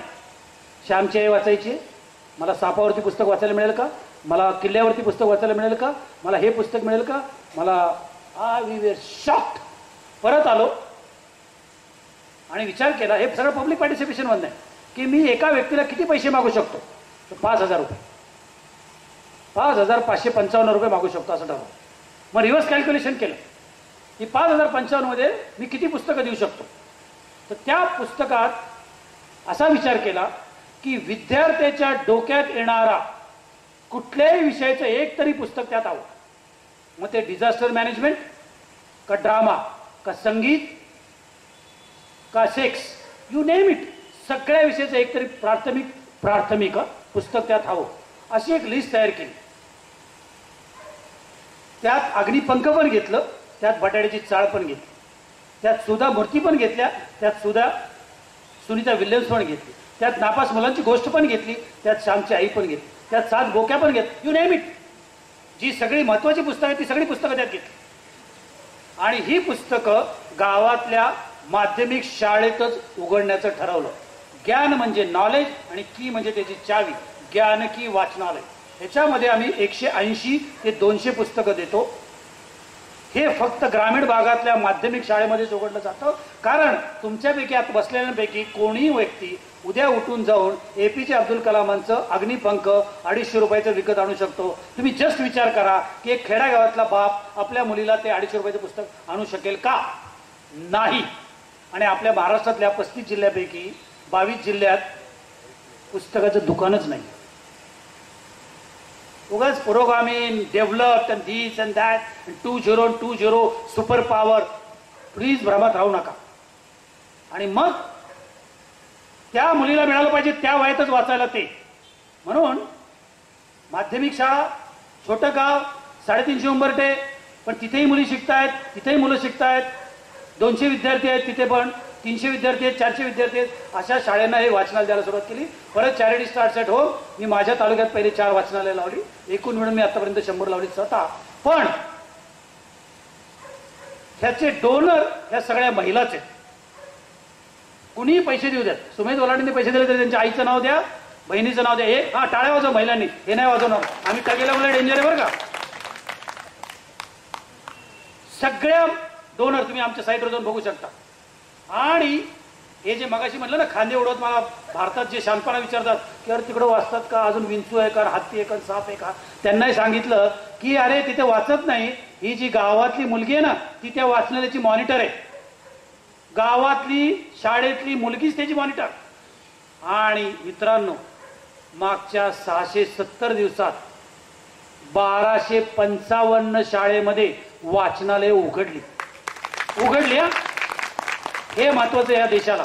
त्याचा फायदा आज 3 लाख विद्यार्थ्यांना होतोय आणि त्यातल्या 67,000 विद्यार्थ्यांनी पत्र वाचलायचं आम्हाला लिहून पाठवलेलं आहे. आणि जे सगळे डोनर, त्याला टाळ्या जास्त पाहिजे, 67,000. आणि मला नम्रतेने सांगायला आवडेल, तुम्हालाही पहिलं काय म्हणलो नाईक साहेब, येऊन तुम्ही बघा मी काय करतोय ते, मग मला बोलायला बोलवा. कुणालाही नम्रतेने माझं चॅलेंज आहे की येऊन ही पत्र वाचा, बघा. आणि एकूण 85,000 पत्र गेली डोनरला, यांनाही पत्र आलेली छोट्या छोट्या मुलांची. तर त्यातल्या 2 पत्रांची तुम्हाला माहिती सांगून मी थांबणार आहे. आणि पुढच्या वर्षी 1,000 वाचनालय उघडणार आहे. किती? 1,000. म्हणजे भारताच्या इतिहासात झालेलं नाही हे करणार आहे आम्ही पुढच्या वर्षी. भारताच्या इतिहासात 1,000 वाचनालय आम्ही 2 महिन्यामध्ये उघडणार आहोत. तर 2 पत्र सांगतो आणि थांबतो, आणि त्याच्यानंतर एक लायटर सांगेन. मी सिरियस करतो आणि मग लायटर सांगणार. आम्ही सारख्या स्पर्धा घेत असतो. तुमच्या ठाण्याचं एक वयम मासिक आहे, त्याच्यावर एक स्पर्धा घेतली आणि त्यात असं विचारलं होतं या 5वी ते 10वीच्या मुलांना, टिंब टिंबपासनं मला सुटका हवी आणि टिंब टिंब ही माझी जबाबदारी. 5-5च वाक्य लिहायची. काय? टिंब टिंबपासून मला सुटका हवी आणि टिंब टिंब ही माझी जबाबदारी आहे. त्यात एका मुलीने काय लिहून पाठवलं ते तुम्हाला सांगतो. आणि फार अंजन आहे आपल्या सर्वांसाठी, माझ्यासाठी तर आहेच आहे. काय झालंय आपल्या देशात, प्रत्येक मिडल क्लास फॅमिलीमध्ये आणि सगळ्या फॅमिलीमध्ये, माझ्या घरामध्ये शेनशाह, गानकोकिळा किंवा मास्टर ब्लास्टरच जन्माला आला पाहिजे. त्याच्या खाली बोलायला कोणी तयारच नाही. हो भाई, गंभीर समस्या आहे. मी तुम्हाला सांगतो काय चाललंय, काय चाललंय काय या देशाचं. हो, किती क्रिकेटर खेळणार आहे तो? 1,500, 2,000, 128 कोटीमध्ये. किती फिल्म स्टार बनणार आहेत? 1,000, 500, 2,000, 10,000. पण ह्यातनं आपण बाहेर येत नाहीये. तर त्या मुलीने काय लिहिलंय,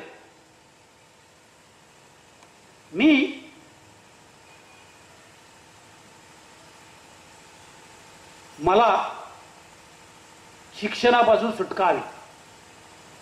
बघा, आणि तिने स्टार केला आणि खाली काय लिहिले बघा, माझी आई कामाला जाती, माझे वडील कामाला जातात, त्यामुळे माझ्या धाकट्या भावाला सांभाळण्यासाठी मला शाळेत जाता येत नाही, म्हणून मला शिक्षणापासून सुटका हवी. आणि त्याच्यापुढे स्पेशल नोट असं लिहिलंय तिने.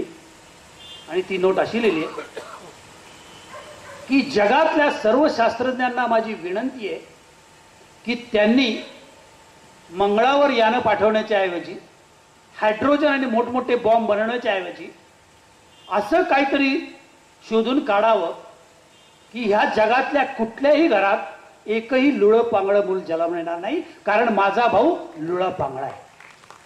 जर त्या मुलीला कळतंय तिथे, इथं बसलेलं आपल्याला किती जणांना कळत नाही. आणि अजून एका मुलीचं पत्र सांगतो, मुलींनीच लिहिलंय. या 67,000 पैकी 80% मुलींनी पत्र लिहिली, मुलांनी नाही लिहिलेली. कारण आम्ही वंशाचे दिवटे, आम्हाला काय पडलेले आहे या जगात, आपोआप सगळं होणार आमचं. दुसऱ्या एका मुलीने पुस्तक वाचल्याचा अभिप्राय पाठवलेला आहे. तिने सुनीता विल्यम्सचे पुस्तक वाचले आणि ती लिहितेय, मी सुनीता विल्यम्सचे पुस्तक वाचले. बघा, हे अंजन आहे. मी सुनीता विल्यम्सचे पुस्तक वाचले, मी सुनीता विल्यम्स होणार नाही याची मला पूर्ण कल्पना आहे. अहो, किती जणांना कळतं? उगाच हवे ते आपण सगळे. ती लिहितेय की मी सुनीता विल्यम्स पुस्तक वाचले, मी सुनीता विल्यम्स होणार नाही याची मला पूर्णपणे कल्पना आहे, परंतु मी जरी सुनीता विल्यम्स झाले नाही तरी तिची जिद्द घेण्याचा प्रामाणिक प्रयत्न करणार. तो मित्रांनो, भारत मोठ्या प्रमाणावर बदलतोय, फार मोठ्या प्रमाणावर भारत बदलतोय. By 2020 the entire India will be literate. That doesn't mean he and she will write an essay, but he and she will understand what is good and bad. मुली शिकतायत, मुली भारत बदलणार आहेत. हा पहिला. आणि सगळे तरुण या देशातले हे इन्स्पायर्ड झालेले आहेत, irrespective of caste and religion. Irrespective of caste and religion प्रत्येक तरुण इन्स्पायर्ड झालेला आहे. फक्त आमची जबाबदारी आहे की त्याला चॅनलाइज करायचं. आणि जर आम्ही त्यात हारलो तर आम्ही हारलो, ते नाही हारले, आम्ही हारलो. एवढंच सांगून थांबतोय. आता एक शेवटचं लायटर साईड आणि थांबणार आहे. तुम्हाला काही स्पेसिफिक विचारायचंय मला अजून? काही श्रोत्यांना विचारायचं असेल तर मला पण जरा लायटर श्रोत्यांच्या साईड वतीने सांगून काही झाल्यावर जर विचारायचं वेळ राहिला तर आपण विचारूया. लायटर साईड असं मित्रांनो, का फार सिरियस झाला आता. एका गावात एका एटीएमचं उद्घाटन होतं. कशाचं? एटीएम. एटीएम माहिती ना सगळ्यांना? माहिती नसणार इथं कोण आहे का? हे काही नसणार. आणि असंच ते सगळ्या टेबल खुर्च्या लावल्या होत्या. एटीएम माहिती आहे ना? हां, हे सगळे टेबल खुर्च्या लावल्या होत्या आणि ते सगळे टायवाले मॅनेजर आले. त्यांनी जोरजोरात भाषण झाली की आता तुमच्या गावामध्ये एटीएम आलेले, त्यामुळे you will get money any time money. असं सगळं झाल्यानंतर एक पाठीमागं बसलेला लेंगा शर्टवाला पुढे आला. म्हणला मला 2 मिनिटं बोलायचं. आता काय, दुसऱ्याच्या गावात असल्यावर गप ऐकायचं असतं, शानपणा करायचं नसतो. आता समजा इथं कोण पुढे आलं तर मला गप बसायला लागेल ना. तोपर्यंत तो बाबाजी लेंगा शर्टवाला पुढे आला होता. तर यांनी जोरजोरात 40-45 मिनिटं केलेले भाषण. म्हणला मला 2च मिनिटं बोलायचे. आला वरती, म्हणला हे जे सगळं बोलतंय ते खोटं बोलतंय. झालं का? बोंबला. म्हणजे 45 मिनिटं यांनी भाषणं केलेली, यांनी सगळं एक्सप्लेन केलेलं एटीएम म्हणजे काय. तर म्हणलं हे खोटं बोलतंय. त्याचं कारण असं आहे मित्रांनो, माझ्यासाठी आणि तुमच्यासाठी, यांच्यासाठी नाही. एटीएमचा जो लॉंग फॉर्म हे सांगताय की एनी टाइम मनी. झाला का तुमचं फोन? तर बोलतो मी, कारण ते महत्वाचं आहे. ते नाही ऐकायला गेलं तर गडबड होईल. तर ह्यांनी जे सांगितलेलं आहे एनी टाइम मनी, तो नसून आपल्या गावकऱ्यांसाठी ह्याचा लॉंग फॉर्म असा आहे, असत्याल तर मिळत्याल. तर आपण बऱ्याच वेळेला, म्हणजे त्याला कळतं एक्झॅक्टली काय भानगड आहे ती.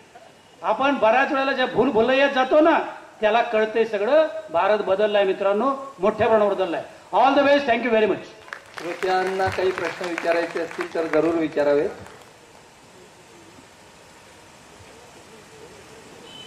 अन्यथा आपण समारोप करणार आहोत. आज आपण इथे आलात आणि आम्हाला आपले विचार ऐकवलेत, याबद्दल अत्यंत आभारी आहे. दुसरी महत्वाची गोष्ट, राजीव नाईकनी इथे मी उतरल्या सांगितलं होतं की माझं कोणत्याही प्रकारचं डायरेक्टली अथवा इनडायरेक्टली कौतुक करू नका, असं बंधन घातलं होतं. त्यामुळे त्यांचं मी कौतुक निश्चित करणार नाही.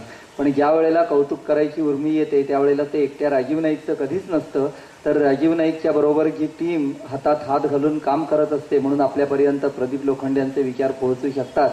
त्या अज्ञात अशा सगळ्या टीम मेंबर्सचा तो मनात सत्कार जागा झालेला असतो. राजीव नाईक, खूप वर्षांपूर्वी आपण मला सांगितलं होतं की अविनाश धर्माधिकारींची मुलाखत तुम्ही लेखी स्वरूपात आमच्या संजीवनी नावाच्या दिवाळी अंकात घ्याल का? मी होकार दिला होता, पण कामाच्या गडबडीत राहून गेलो होतं. नंतर दिवाळी अंकच बंद झाले, म्हणजे माझ्यासाठी लेखन बंद झालं. पण आज मी थोडीशी परतफेड करू शकलोय.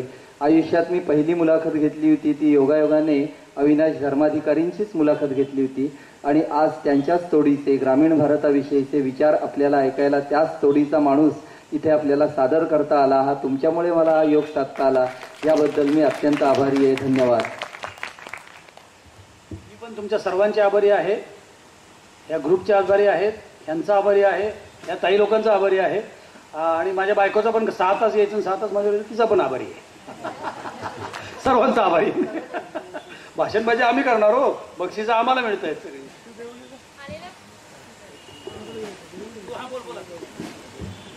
आलेल्या पाहुण्यांचा व श्रोत्यांचे मनपूर्वक आभार.